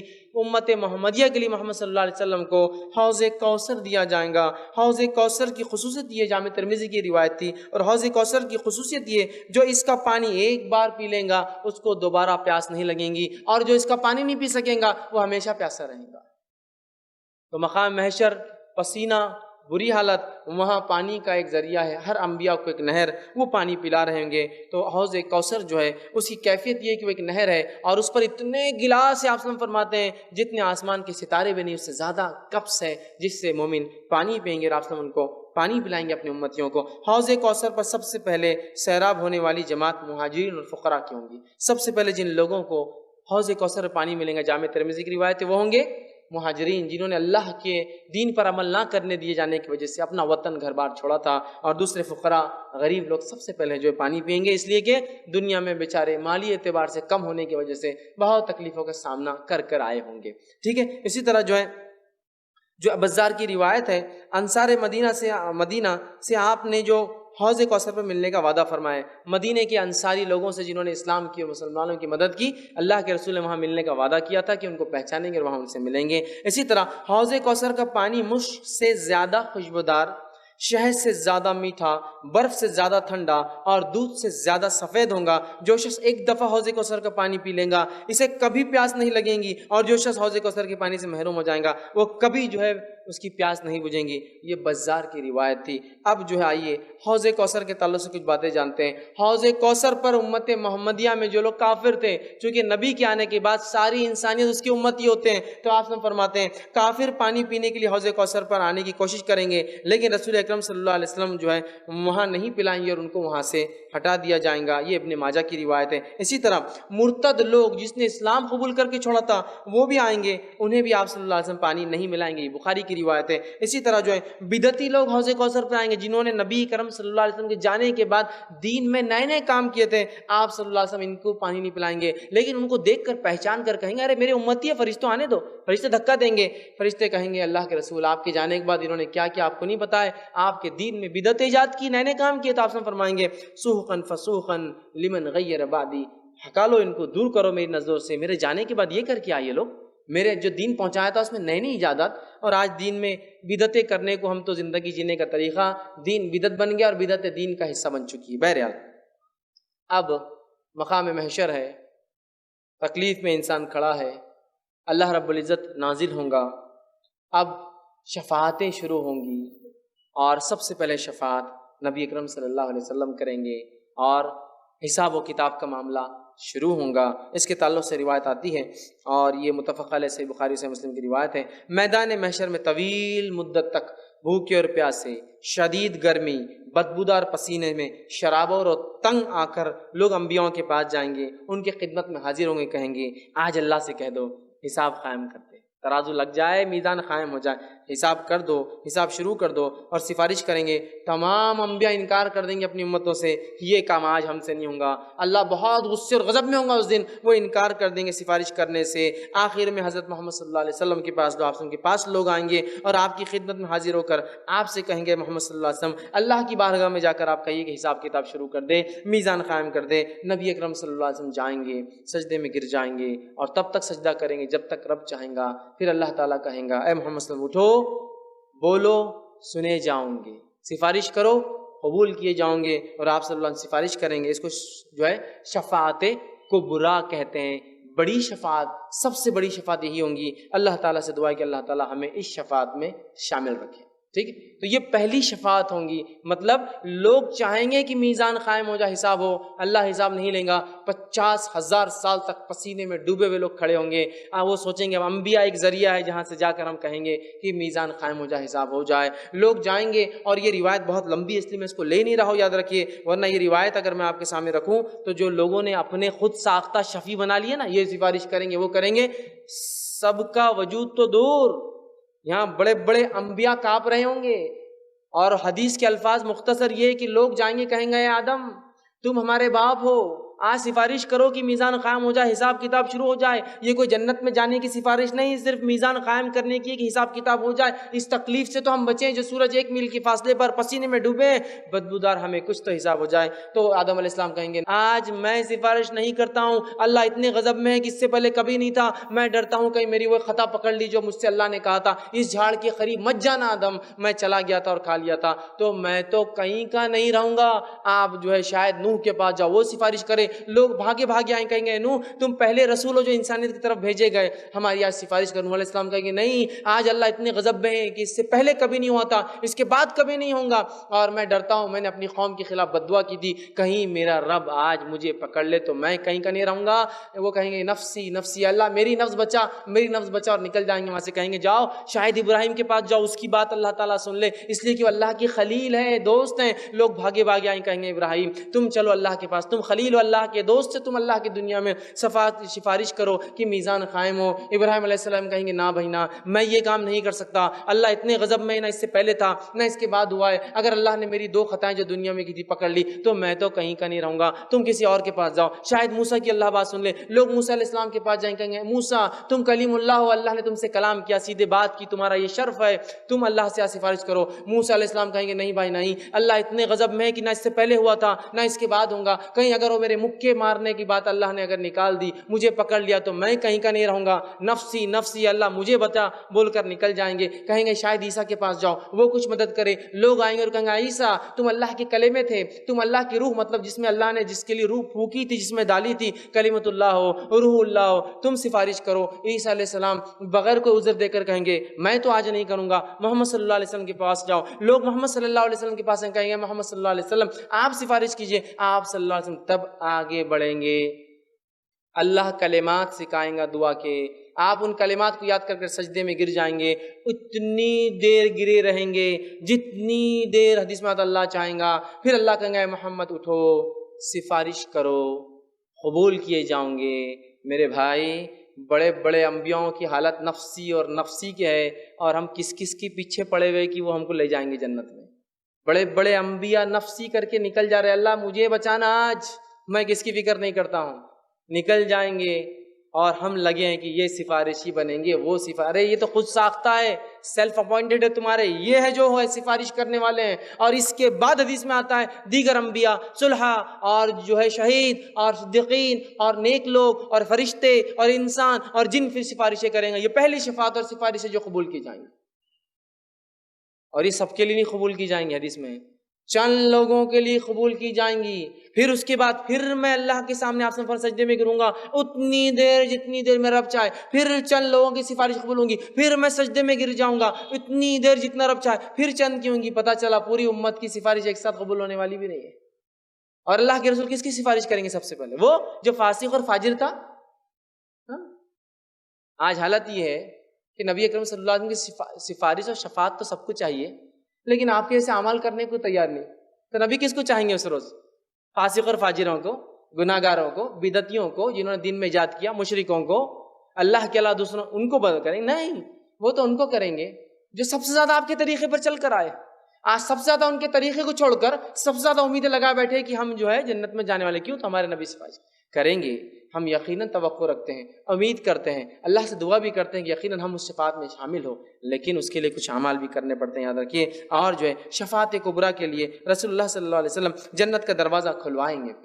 رسول اللہ صلی اللہ علیہ وسلم جو عرش کے نیچے پہنچ کر سجدے میں گر پڑیں گے، اللہ تعالیٰ کی دیر تک حمد و ثنا کریں گے، پھر سفارش کی اجازت دی جائیں گی۔ صحیح مسلم کے الفاظ ہیں۔ اس کے بعد جو ہے شفاعت کبریٰ کے نتیجے میں سب سے پہلے امت محمدیہ کے 70,000 لوگ بنا حساب کتاب کے ڈالے جائیں گے۔ یہ جامع ترمذی کی روایت ہے، اللہ تعالیٰ ہمیں بھی ان میں جو ہے شامل کرے۔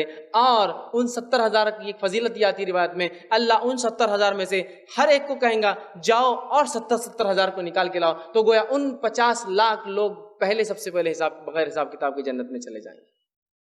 70,000 فرسٹ، پھر وہ 70,000 میں چونکہ ان کے مقامات اتنے اونچے ہوں گے اور یہ پوری انسانیت میں سے، تو اللہ تعالیٰ انہیں کہیں گا جاؤ اور 70,000 نکال کر لاؤ، اور ہر اس میں سے ایک اور 70,000 کی سفارش کریں گا، گویا 39 لاکھ لوگ جو ہے نکل کر جو ہے سب سے پہلے جو ہے نکل کر آئیں گے۔ ٹھیک ہے، اسی طرح جو ہے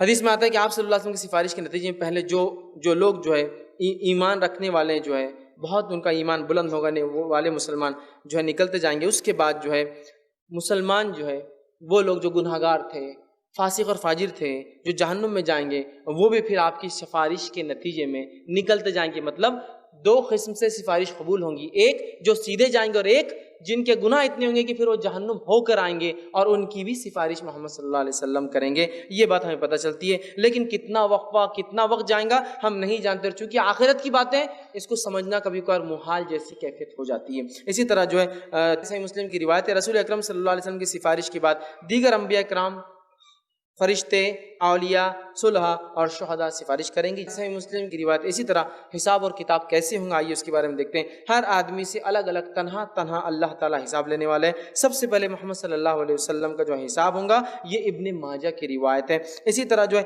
حساب و کتاب لیتے ہوئے اللہ تعالیٰ ہر آدمی سے بغیر ترجمان، بغیر حجاب کے راست پرسنل ایک سے ایک بات کریں گا، یہ بخاری کی روایت ہے۔ اسی طرح حقوق اللہ میں سب سے پہلے نماز کا حساب لیا جائے گا، یہ جامع ترمذی کی روایت ہے۔ اللہ اپنے حق میں سب سے پہلے حساب نماز کا لیں گا، تو ہمیں نماز کو خوب قائم کرنا چاہیے۔ اور پھر حدیث میں آتا ہے حقوق العباد، بندوں کے حق میں سب سے پہلے جس چیز کا سوال ہوگا وہ خون ہوگا۔ خون تو نہیں بہایا بلا وجہ کسی انسان کا، تو حقوق اللہ میں سب سے پہلا حساب نماز، حقوق العباد میں سب سے پہلا حساب خون کے فیصلے اللہ تعالیٰ کریں گا۔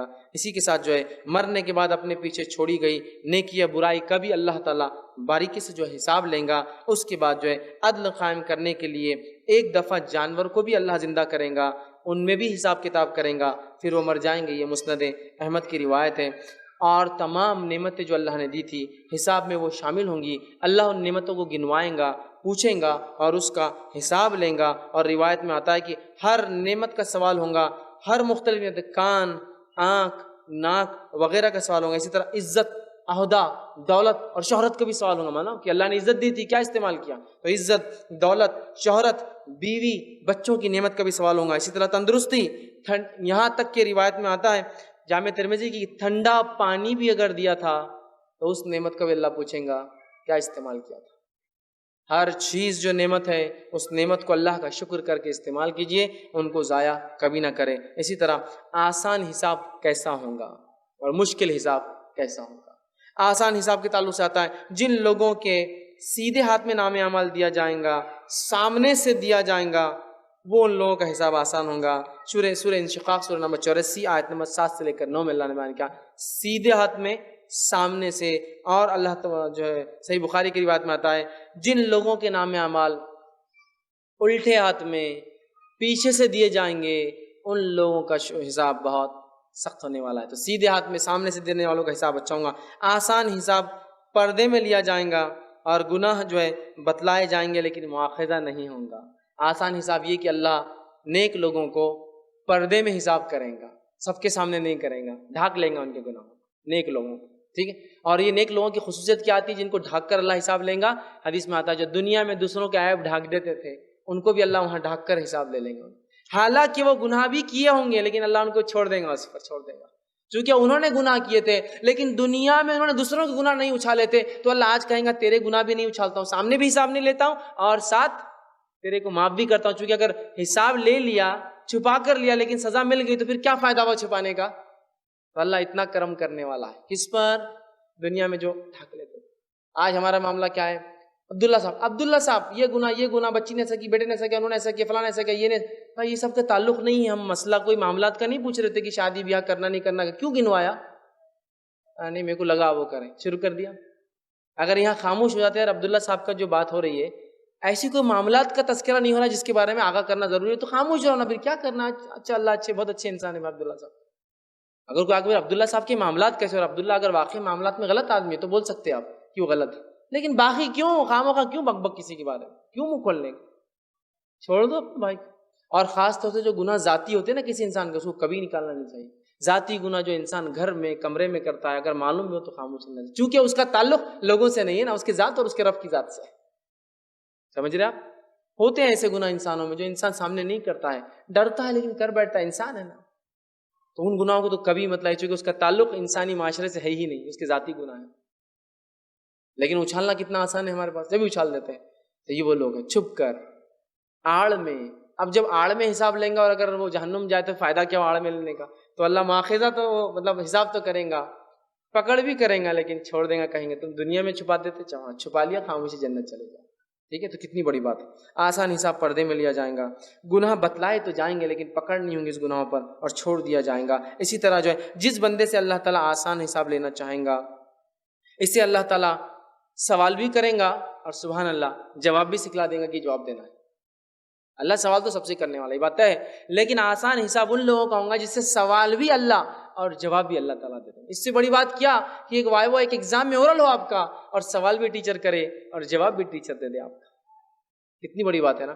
تو آسان حساب کی ایک مثال یہ ہے اللہ سوال بھی کریں گا، بندے کو جواب بھی سکھلا دیں. صحیح بخاری کی روایت ہے. اسی طرح جو ہے مشکل حساب کس کو کہتے ہیں آئیے سنیے. تو جن لوگوں کے نام اعمال الٹے ہاتھ میں پیچھے سے دیے جائیں گے ان لوگوں کا حساب بہت سخت ہونے والا ہے، اس لیے کہ وہ گناہگار، فاسق اور فاجر لوگ ہوں گے یا کافر اور منافق بھی ہو سکتے ہیں. ٹھیک ہے. مشکل حساب یہ ہوگا کہ بندے سے پوچھا جائے گا تم نے یہ کیوں کیا، سب سے خطرناک چیز. اور یہ پبلک میں پوچھا جائے گا، اس کو پردے میں نہیں لیں گا اللہ. پوری انسانیت سے مجھے کیوں کیا، اب بندے کو پورا ریزن دینا پڑے گا کہ کیوں کیا تھا وہ گناہ. یہ خطرناک حساب ہوگا. کیوں کیا اللہ خود پوچھیں گا. نیک انسان کو سوال بھی بتائیں گا، جواب بھی دے دیں گا. اس کو پوچھیں گا کیوں کیا اور اسے جواب دینے تک چھوڑیں گا نہیں اللہ تعالیٰ. اسی طرح جو ہے کافر اور منافقوں کا حساب کتاب ساری مخلوق کے سامنے ان کو ذلیل کر کر کے لیا جائے گا، ذلیل کر کر کے ساری مخلوق کے سامنے. اسی طرح جو ہے بدلے کیسے لیے جائیں گے، روز جو ہے محشر بدلے کیسے لیے جائیں گے. قیامت کے روز حقوق کی ادائیگی نیکیوں سے کی جائیں گی. حقوق کی ادائی نیکیوں سے. بندوں کے جھاکے نا، گالی دی تھی، چغلی کی تھی، جھوٹ بولا تھا، بہتان لگایا تھا، الزام لگایا تھا، مال لے کے کھا گیا تھا، نقصان پہنچایا تھا، تکلیف دی تھی، ایذا دی تھی، دوسروں کو وہ کی تھی، مخبری کی تھی، کیا کیا نہیں ہو سکتا گناہ جو انسان کے خلاف. ہاں تو پھر کیا ہوگا؟ بدلہ نیکیوں سے، نیکیوں سے، نیکیوں سے. ٹرانزیکشن کے لیے میں نے کہا نا جو سکہ چلنے والا روز قیامت جو کرنسی ٹرانسفر ہوں گی صرف ایک ہے، نیک اعمال، اور نیک اعمال نہ ہو تو اس کی گناہ اس کے سر پہ ڈالے جائیں گے، دونوں میں سے کوئی ایک چیز، ٹھیک ہے؟ تو ادائیگی نیکیوں سے ہوں گی، یاد رکھیے۔ اسی طرح جو ہے میزان، وہ ترازو کیسے لگے گا، اس کے بارے میں کچھ باتیں دیکھتے ہیں۔ میزان جو ہے پر ایمان لانا ہمارے لیے واجب ہے۔ بحقی کی روایت آپ نے فرمایا کہ میزان پر ایمان لانا، کہ ترازو اس روز لگیں گے، میزان ترازو کہتے ہیں عام زبان میں، اس پر ایمان لانا واجب ہے۔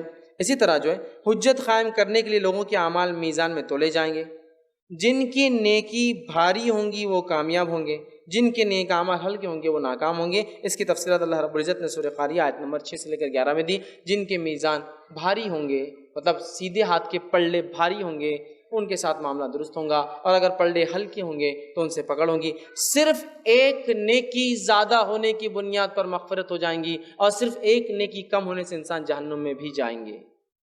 میزان جب قائم ہوں گے، اگر پلڑے میں مثال کے طور پر 100 ادھر رکھے ہوئے ہیں نیکیاں اور 99 گناہ ہیں، تو یہ پلڑا سیدھا بھاری ہو جائے گا۔ لیکن اگر ایک گناہ بھی زیادہ لکھنا نیکیوں سے تو الٹا پلڑا جھک جائیں گا، یاد رکھیے۔ اس لیے میں نے کہا تھا نا اس سے پہلے، کسی نیکی کو چھوٹی سمجھ کے کبھی مت چھوڑنا، پتہ نہیں وہی آخر آ کے گر جائے، اور کسی گناہ کو چھوٹا سمجھ کے مت کرنا، پتہ چلا وہی وزنی بن گیا اس روز۔ ایک نیکی، اور جن کے برابر ہو جائیں گے نیکی اور گناہ، تو مقام اعراف پر رہیں گے۔ سورہ اعراف پوری تفصیلات پڑھ لیجیے۔ ایک بیچ والا مقام جو نہ ادھر ہوں گا نہ ادھر، لیکن وہ دونوں کو دیکھتے رہیں گے، ادھر والوں کو بھی دیکھیں گے، ادھر والوں کو بھی دیکھیں گے، اور دعا کرتے رہیں گے اللہ وہ سیدھے ہاتھ والوں میں ڈالنا، الٹے ہاتھ والوں میں مت ڈالنا، وہ مقام اعراف۔ لیکن مقام اعراف ٹیمپرری فیز ہے، ہمیشہ نہیں رہیں گا۔ اور مقام اعراف والوں کے تعلق سے یہ بات قرآنی مقالے میں، قرآن کی بات چیت سے سمجھ میں آتی ہے، انشاءاللہ وہ بھی سب کے سب جنت میں جائیں گے، کیونکہ اللہ فضل کر دیں گا تھوڑا سا اور پلڑے کو جھکا دیں گا۔ سمجھ رہے آپ؟ تو بہرحال اعراف میں ٹھہریں گے۔ اسی طرح حساب ہونے کے بعد، میزان قائم ہونے کے بعد، صراط، پل، ایک پل ہے، اس پہ سے گزرنا ہوگا، پل صراط جس کو اردو میں بولتے ہیں۔ صراط ویسے پلی کو کہتے ہیں، لیکن ہاں بس ڈبل پل صراط سمجھنے کے لیے، پل صراط پہ سے گزرنا ہوگا۔ پل صراط کے تعلق سے حدیث جو ہے حدیث میں آتا ہے صحیح مسلم کی، بال سے زیادہ باریک اور تلوار سے زیادہ تیز ایک چیز ہے، اور میزان قائم ہونے کے بعد ایک گھنگھور اندھیرا چھا جائیں گا، اور روشنی کی ایک کرن بھی اب باقی نہیں رہیں گی، اور پھر پل صراط جہنم کے اوپر لگایا جائیں گا، ادھر سے ادھر اسٹریچ کیا جائے گا۔ ہر شخص کو جہنم پر سے گزرنا ہی ہے، نیک ہو یا بد ہو، نیک گزر جائیں گا دیکھ کر، بد گر جائیں گا اس کے، تو اندھیرا ہو جائیں گا۔ ایک پل ڈالا جائے گا جہنم کے اوپر، اس کو صراط، پل صراط عام زبان میں اردو میں کہتے ہیں، اس پہ سے سب گزریں گے، تلوار سے زیادہ تیز، بال سے زیادہ باریک، جہنم کے اوپر یہ کھلا پل جو ہے رکھ دیا جائے گا۔ ہر شخص کو اس سے گزرے بغیر چارہ نہیں ہوگا۔ سب سے پہلے نبی اکرم صلی اللہ علیہ وسلم، مسلم کی روایت میں آتا ہے، آپ پل صراط پہ عبور کریں گے اور چلے جائیں گے۔ آپ صلی اللہ علیہ وسلم کے بعد آپ کی امت اس پر سے گزریں گی، آپ کی امت کے گزرے بعد دیگر انبیاء اور ان کی امتیں گزریں گی، اور سارے انبیاء یہ کہتے ہوئے گزریں گے، اے اللہ مجھے بچا لینا، اے اللہ مجھے بچا لینا، اے اللہ مجھے بچا لینا، اور گزر جائیں گے۔ یہ اتنی خطرناک جگہ ہے کہ انبیاء بھی دعا کریں اللہ مجھے بچا لینا۔ اسی طرح پل صراط کے اوپر آپ سے فرماتے ہیں کچھ ہکس لگے ہوئے، ہکس، اور وہ ہکس وہ ہے کہ جب گنہگار انسان آئیں گا، وہ ہک اس میں اٹک کے اس کے ٹکڑے کر کر کے اس کو جہنم میں نیچے پھینک دیں گے۔ ہکس ہے پل صراط پر، نوکیلے ہک، جب گنہگار آئیں گے وہ پکڑ کے کھینچیں گے، اور اس کے اعضاء ٹکڑے ٹکڑے ہو کے جہنم کے اندر گرتے جائیں گے، اور وہ انہیں پار نہیں کر پائیں گے، یاد رکھیں۔ اسی طرح پل صراط پر عبور کرنے والے، جانے والے، چڑھ کر گزرنے والے ہر طرح کی روشنی سے محروم ہو جائیں گے، تاریکی ہوں گی۔ امت محمدیہ صلی اللہ علیہ وسلم سب سے پہلے فقراء اور مہاجرین کی جماعت اس پہ سے گزر جائیں گی، حوض کوثر پہ بھی سب سے اول، صراط پہ بھی سب سے اول، اور جنت میں بھی سب سے اول جائیں گے فقراء اور مساکین۔ اور ایک روایت میں غریب لوگ مالدار لوگوں سے 500 سال آخرت کے پہلے جائیں گے جنت میں، 500 ایئرس، 500 سال پہلے۔ کیوں؟ اس لیے کہ دنیا میں غریبی کی وجہ سے بہت ساری نعمتوں سے بیچارے محروم رہ گئے تھے۔ ہوتا ہے نا، بازار سے آپ گزرتے ہیں، آپ کے بچے نے ضد کر دی مٹھائی دلا دو، آپ تو چلے گئے آرام سے، مٹھائی لی اور دے دی، لیکن یہ غریب صرف دیکھتا ہے اور سوچتا ہے اور بچے کو منا کر لے جاتا ہے کہ اپن بعد میں کبھی انشاءاللہ کوشش کریں گے اور لیں گے، وہ نہیں لے سکتا ہے۔ تو چونکہ وہ بہت ساری دنیا کی نعمتوں سے محروم رہا، 500 ایئرز بیفور اللہ ان کو اندر ڈال دیں گے، 500 سال پہلے جاؤ، اس لیے کہ دنیا میں بہت ساری نعمتوں سے تم محروم ہو گئے تھے پیسہ نہیں ہونے کی وجہ سے۔ تو غریبی کوئی بری چیز نہیں ہے بھیا، غریبی اچھی چیز ہے، 500 سال پہلے جانے والے ہیں۔ اور مالداروں کے تعلق سے کہا، مالدار کے لیے تو جنت میں جانا بہت مشکل ہوگا، اس لیے کہ مالداری بہت عظیم نعمت ہے، ایک ایک روپے کا حساب ہونے والا ہے، ایک ایک روپے۔ غریب سے وہ نعمت ہی چھن گئی تو حساب بھی نہیں ہے اس کے لیے۔ امیر سے ایک ایک روپیے کا، اور ایک روایت میں آتا ہے کہ امیر کے لیے بہت مشکل ہوگا گزرنا جنت میں یا جنت میں جانا، چونکہ اس کی مال کی وجہ سے بہت اس نے غلطیاں کی ہوں گی، کب کبر، تکبر، بڑھاوا، اونچائی اور کیا کیا نہیں آتا مالداری کی وجہ سے، ہے نا، یہاں تھوڑی بڑھ سکتا میں، اتنا بڑا آدمی ہوں میں، کبر مال کی وجہ سے ہے نا۔ غریب آدمی کبھی بولتا ہے کہ ایسا نہیں، تو مال بہت گناہ لاتا ہے انسان کے اندر، لیکن مال ایک نعمت بھی ہے، اس کا صحیح استعمال انسان کو ایسے درجے بلند کروا سکتا ہے، اسی کو انتہا نہیں، لیکن بہرحال استعمال صحیح ہو۔ تو بہرحال سب سے پہلے فقیر جائیں گے۔ ہر مومن کو پل صراط سے گزرتے وقت 2 نور دیے جائیں گے، ایک سامنے ہوں گا اور آگے ہوں گا، اور دوسرا سیدھے ہاتھ کی طرف ہوں گا، 2 روشنیاں سامنے اور ہاتھ پہ۔ اور سب سے چھوٹی روشنی جو ملیں گی کسی مومن کو اس کے ایمان کے اعتبار سے، وہ انگوٹھے کے ناخن کے برابر ہوں گی، جب سب سے کم روشنی۔ پل صراط پہ جو گزرتے وقت صرف جہنم ہے، پل ڈالا ہوا ہے اور اندھیرا ہے، اجالے کی کرن بھی نہیں ہوں گی وہ وقت، تو یہ روشنیاں اس کو پل صراط پہ راستہ بتائیں گی، ایک آگے ایک سیدھے ہاتھ پر۔ اور منافق جب پل صراط پر جائیں گا، اس کی روشنی آدھے پل تک ساتھ دیں گی، پھر بجھ جائیں گی، چونکہ وہ ایمان لایا تھا لیکن اس کے دل میں کفر تھا، آدھے تک جا کے بجھ جائیں گے، اور وہ مانگیں گے مومنوں سے تھوڑی روشنی ہم کو دے دو، کوئی روشنی اس دن دینے والا نہیں، وہ ایمان کی اور اعمال کی روشنی ہوگی جو سیدھے سامنے اور سیدھے ہاتھ کی طرف ہوں گی۔ تو جو ہر آدمی اپنے نور اور روشنی کے مطابق جائیں گا، اور ہر آدمی نور کی چمک کے اعتبار سے اتنا تیز ہوگا اور نور کی کمی کے اعتبار سے اتنا ہلو ہوگا، سمجھ رہا؟ جتنا نور زیادہ تو مطلب سپیڈ گزرنے کی بھی اتنی زیادہ ہوں گی، جتنا نور کم تو سپیڈ ہلو ہلو ہوں گی، وہ تکلیف کو برداشت کرتے ہوئے گزریں گا۔ اور حدیث میں آتا ہے کچھ لوگ پل صراط پہ سے پلک جھپکنے کی رفتار سے گزریں گے، کچھ لوگ سوچ کی رفتار سے گزریں گے، کچھ بجلی کی رفتار میں بہت تیز گزر جائیں گے، کچھ لوگ دھیرے دھیرے گزریں گے، کچھ لوگ رینگتی ہوئی رفتار میں گزریں گے۔ ہر آدمی نور کے حساب سے اور جو جو کام کیے تھے اس کے اعتبار سے گزریں گا۔ اور جو ہے صراط جو ہے پھسلنے اور گرنے، اور پل صراط کی خصوصیت یہ ہے وہ پھسلنے اور گرنے کی جگہ سیدھا راستہ نہیں ہے، وہ سلپری وے ہے، پھسلنے والا راستہ ہے۔ حدیث میں آتا ہے بعض مومن جو بجلی کی رفتار سے پل صراط پہ سے گزر جائیں گے، بعض مومن پلک جھپکنے کی رفتار سے گزر جائیں گے، ٹھیک ہے۔ اسی طرح جو ہے بعض جو ہے ہوا کی تیز رفتار سے گزریں گے، بعض پرندے کی تیز رفتار سے گزریں گے، بعض گھوڑے کی تیز رفتار سے گزریں گے، بعض اونٹوں کی چال کی رفتار سے گزریں گے، بعض جو ہے خیر و عافیت کے ساتھ جیسے تیسے ہی صحیح بہرحال باہر نکل جائیں گے، بعض جو ہے گرتے پڑتے ٹھوکریں کھاتے ہوئے زخمی ہوتے ہوئے نکل جائیں گے، اور بعض جو ہے وہ حکس میں اٹک کے جہنم کے اندر گر جائیں گے۔ ہر کوئی اپنی روشنی کے حساب سے رفتار اور تکلیف اس کے حساب سے، یہ صحیح مسلم کی روایت تھی۔ اسی طرح پل صراط پر منافق آدھے راستے جانے کے بعد اس کی روشنی بجھ جائیں گی۔ پل صراط پہ سے گزرنے کے بعد ایک مقام جس کا نام قنطرہ آتا ہے، وہاں سارے مومنوں کو، چونکہ کافر منافق سب گر گئے جہنم، نہیں آ سکتے ادھر، پاری نہیں کر سکتے، گر گئے۔ قنطرہ نامی مقام پر سب کو جمع کیا جائیں گا، اور یہ روایت صحیح بخاری کی ہے، اور فرشتے وہاں آئیں گے، استقبال کریں گے، چاہے رفتار سے آئے ہو چاہے گرتے پڑتے آئے ہو، آ گیا مطلب کامیاب رہا، گر گیا مطلب ناکام رہا، اور اس کے بعد استقبال کرنے کے بعد سب سے باہمی رضامندیاں لے لیں گے، یہ اس کو معاف، وہ اس کو معاف، سب ختم، گلے شکوے وہاں ختم کرنے کا پوائنٹ ہے قنطرہ۔ آئیں گے سب، گلے شکوے، شکایتیں اور بغض اور حسد سب کلیئر کر دی جائیں گے، مطلب مومن پورے جس کو کہیں گے فارمیٹ کر دیے جائیں گے، ساری برائیاں سب ختم، نیک ہو جائیں گے۔ اور یہ قنطرہ جگہ کی خصوصیت ہے، حساب کتاب برابر ہو گئے اور دل کی برائیاں مٹا دی جائیں گی، اور مومن شیر اور شکر مطلب جس کو کہیں گے کہ ایک دوسرے میں گھل مل جائیں گے، اور تمام اپنی خطاؤں، لرزشوں اور گناہوں اور کسی نے کوئی ان کے خلاف کیا تھا معاف کر کے اندر چلے جائیں گے۔ تو یہ ہے آخری سٹاپ تھا۔ اس کے بعد صرف 2 مقام جہاں انسان جاتا ہے، ایک جسے سیدھے ہاتھ جنت اور دوسرا الٹے ہاتھ جہنم جاتا ہے، یاد رکھے انسان۔ ویسے تو پل صراط پر لوگ گر گئے جو ٹکڑے ہو کے جہنم چلے گئے، اب باقی لوگ جنت جا رہے، تو جنت اور جہنم 2 مقامات تھے، اور اہل جنت کا جنت میں اور اہل جہنم کا جہنم میں ہمیشہ قیام ہوگا۔ جامع ترمذی کی روایت، وہ ہمیشہ ہمیشہ رہیں گے۔ اور اہل جنت اور اہل جہنم کو ایک آواز دی جائیں گی، سارے لوگ آ کر جمع ہوں گے، فرشتہ ایک بھیڑ کو پکڑ کر لائیں گا اور اعلان ہوگا یہ موت ہے، یہ موت ہے۔ جنت اور جہنم کے بیچ لایا جائیں گا، جہنمی دیکھ رہے ہوں گے، جنتی دیکھ رہے ہوں گے، ایک بھیڑ لائی جائیں گی اور لا کر فرشتہ کہیں گے یہ موت ہے، اور موت کو سارے لوگوں کے سامنے ذبح کر دیا جائے گا۔ جنتی خوشی کی لہر سے دوڑ پڑیں گے اور جہنمی اس قدر چیخیں گے، چلائیں گے، چونکہ اب دونوں کو پتہ ہے اب کبھی موت نہیں آنے والی ہے، اب خلد ہمیشہ کی زندگی دونوں کو ملنے والی ہے۔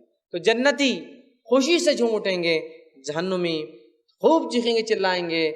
جامع ترمذی کی روایت میں آپ سے فرماتے ہیں اگر خوشی سے مرنے کا کوئی معاملہ ہوتا تو جنتی اس کو دیکھ کر خوشی سے مر جاتے، لیکن چونکہ موت نہیں، اگر خوشی سے مرنا کسی چیز سے ہوتا تو اس واقعے کے بعد چونکہ وہ ہمیشہ جنت میں رہنے والے، جنتی خوشی سے مر جاتے۔ اور اگر کسی صدمے سے موت آنی ہوتی تو یہ صدمہ تھا، اگر جہنمیوں کے لیے موت ہوتی تو یہ صدمے سے ہمیشہ کے لیے مر جاتے، لیکن اب موت نہیں۔ اتنی خوشی ہوں گی کہ اگر دنیا میں سمجھ لیجیے کسی کو خوشی وہ مر جائے، اتنی خوشی ہوں گی جنتیوں کو، لیکن اب موت نہیں ہے۔ اور جہنمیوں کے تعلق سے آتا ہے اگر مرنا ممکن ہوتا تو جہنمی اس غم سے مر جاتے، اور اگر مرنا ممکن ہوتا خوشی سے تو اس خوشی سے جنتی مر جاتے، اور غم سے مرنا ممکن ہوتا تو جہنمی اس غم سے مر جاتے کہ اب موت نہیں ہے۔ اور اس کے بعد جنتی ہمیشہ نعمتوں میں رہیں گے، اس چیز کو پا چکے ہوں گے جو ان کے رب نے ان کے لیے بنائی ہے، جس کے لیے میں اور آپ اعمال کرتے ہیں۔ اور جہنمی اس چیز کو پا چکے ہوں گے جس کو وہ مذاق سمجھتے تھے، جس کو وہ مذاق میں لیتے تھے، جس کو وہ معمولی سمجھتے تھے، جس کو وہ چھوٹا سمجھتے تھے۔ یہ ہے محشر سے حساب تک کے حالات۔ جنت کی کیا کیفیت اور نعمتیں ہوں گی، جہنم کی کیا کیفیت اور نعمتیں ہوں گی، جنت میں کون سے اعمال لے جاتے ہیں، جہنم میں کون سے اعمال لے جاتے ہیں، بہت تفصیل میں پچھلے رمضان میں نے گفتگو کی تھی، ضرور ان کو دیکھیں۔ اور یہ میرا ٹاپک مکمل ہوا، علامت قیامت، موت، حشر، حساب، جنت اور جہنم، پورا جو ہے ایک وضاحت آخر میں کرنا چاہوں گا کہ جو ترتیب میں نے آپ کو باتیں بتائی ہیں یہ ترتیب قرآن حدیث میں نہیں آتی ہے، میں نے آپ کے سمجھانے کے لیے ترتیب باندھی ہے۔ تو اگر یہ جو ترتیب میں نے آپ کے سامنے رکھی ہے اگر یہ درست تھی تو اللہ کا یہ فضل تھا کہ ہم نے ایک صحیح چیز کو سمجھ لیا، لیکن ایونٹس مطلب چیز تو ہونے والی، لیکن کس ترتیب میں، 1 کون سا 2 کون سا، یہ میں نے اپنی طرف سے رکھے تھے بات سمجھانے کے لیے، ورنہ اگر میں خالی رکھتا تو بات سمجھ میں نہیں آتی تھی۔ اور اگر اس ترتیب میں کوئی غلطی ہو، میں نے جو بتایا کہ پہلے یہ 2 3، تو اللہ سے میں توبہ کرتا ہوں کہ میری غلطی ہے اور اللہ ہماری اصلاح کر دے اس معاملے میں۔ چیزیں تو ہونے والی لیکن ترتیب نہیں ہے، لیکن بغیر ترتیب کے سمجھاتا تو سمجھنا بھی تھوڑا سا مشکل ہوتا تھا، ٹھیک ہے؟ تو یہ بات کی میں کلیئر وضاحت کر رہا ہوں کہ ترتیب میں نے دی تھی باتوں کو سمجھنے کے لیے، اگر صحیح ہو تو ٹھیک ہے، نہ ہو تو بہرحال اللہ تعالیٰ ہماری اصلاح کرے اور ہماری توبہ کو قبول کرے، ٹھیک ہے؟ اسی طرح جو ہے کیا ترتیب تھی، جو ترتیب میں نے باتیں سمجھائی آئیے وہ رکھ دیتا ہوں۔ سب سے پہلے موت، دوسرا برزخ کی زندگی، تیسرا پہلی بار سور کا پھونکا جانا، قیامت کا قائم ہونا، چوتھا جو ہے سب کا ہلاک ہو جانا، پانچواں ایک وقفہ جس میں کوئی نہیں ہوگا، چھٹا سور کا دوبارہ پھونکا جانا، ساتواں جو ہے نشور، ہم پھر سے پیدا کیے جائیں گے، آٹھواں جو ہے حشر قائم ہوگا، نواں حساب اور کتاب ہوگا، 10واں میزان قائم کیا جائے گا، 11واں حوض کوثر پہ لوگ پانی پئیں گے، 12واں پل صراط سے گزریں گے، 13واں خنطرہ پہ رکیں گے، 14واں جنت میں جائیں گے، یا 15واں مطلب وہ 2 ہی لے لی، 14 جنت میں جائیں گے یا لوگ جہنم میں گر جائیں گے۔ یہ بہرحال ترتیب تھی، اور اس ترتیب کو ہم نے مختلف سالوں میں مختلف دروس میں جو ہے مکمل کرنے کی کوشش کی۔ تو یہ چند باتیں تھیں حشر سے جو ہے حساب تک ہمیں چاہیے اللہ رب العزت سے ہم خوب دعا کرے کہ اللہ تعالیٰ ہمارا حساب جو ہے آسانی کے ساتھ کرے۔ یاد رکھیے یہ بہت ضروری چیز یاد رکھیے، جس کے لیے خالی خواہشات کوئی فائدہ نہیں دیں گی، عمل کرنا بہت زیادہ ضروری، یاد رکھیے بہت زیادہ ضروری، یاد رکھیے۔ تو اللہ کے فضل اور رحم کے بغیر کوئی جنت میں نہیں جائیں گا، لیکن ایسا بھی نہیں ہوگا کہ عمل نہیں کیا اور اللہ نے فضل کر دیا، یہ بھی نہیں ہوگا، اعمال بھی ضروری ہے، پھر اللہ کا فضل اور اس کا رحم اور اس کا کرم اور اس کا جود ہو جائے تو پھر کیا ہی بات ہے۔ تو لہٰذا خوب اچھے سے اچھے عمل کریں تاکہ یہ دنیا بھی ہماری سنور جائے اور آخرت بھی ہماری سنور جائے. جس کو ہم بہت معمولی سمجھتے ہیں، نیکیوں کو چھوڑ دیتے ہیں، سوچتے ہو جائیں گا، دیکھا جائیں گا، اور لوگوں نے ہمیں ایسے ایسے نئے نئے راستے بتا دیے، اللہ رحم کرے، جو بہت ہی شارٹ کٹ نظر آتے ہیں. انبیاءوں کے لیے بھی کوئی شارٹ کٹ نہیں ہے، پورے مقامات پر انبیاء بھی ساتھ ہیں. تو کون ہے جو اس سے ہٹ کر شارٹ کٹ سے جا سکتا؟ میرے بھائی کوئی نہیں جائیں گا. یہی ترتیب ہے سب کے لیے، سب سے نیک کے لیے اور سب سے بد کے لیے. لہٰذا ہم خوب آخرت کی تیاری کریں اور خوب اچھے سے اچھے عمل کریں. اللہ سے آخر میں دعا کہ اللہ سبحانہ تعالیٰ جو کچھ کہا سنا گیا اسے عمل کی توفیق عطا فرمائے. ہم تمام کو جو ہے حسن ہمارا خاتمہ کرے، ہم تمام کے لیے دوبارہ اٹھنے میں آسانی کرے، ہم تمام کے لیے حشر میں آسانی کرے، ہم تمام کے لیے جو ہے آخرت میں آسانی کرے، ہم تمام کو جہنم سے آزاد کرے، ہم تمام کا جنت میں جو ہے داخلہ کرے. ہمیں توفیق دے کہ ہم ویسے اعمال کرے جن اعمال سے خوش ہوتا ہے. ہمیں توفیق دے کہ ایسے اعمال سے بچے جن اعمال سے اللہ تو ناراض ہوتا ہے. جب تک ہمیں زندہ رکھ، ایمان اور اسلام پر زندہ رکھ، خاتمہ ہمارا ایمان پر ہو. وآخر دعوانا الحمدللہ رب العالمین. سبحان ربک رب العزت عما یصفون وسلام علی المرسلین والحمد للہ رب العالمین.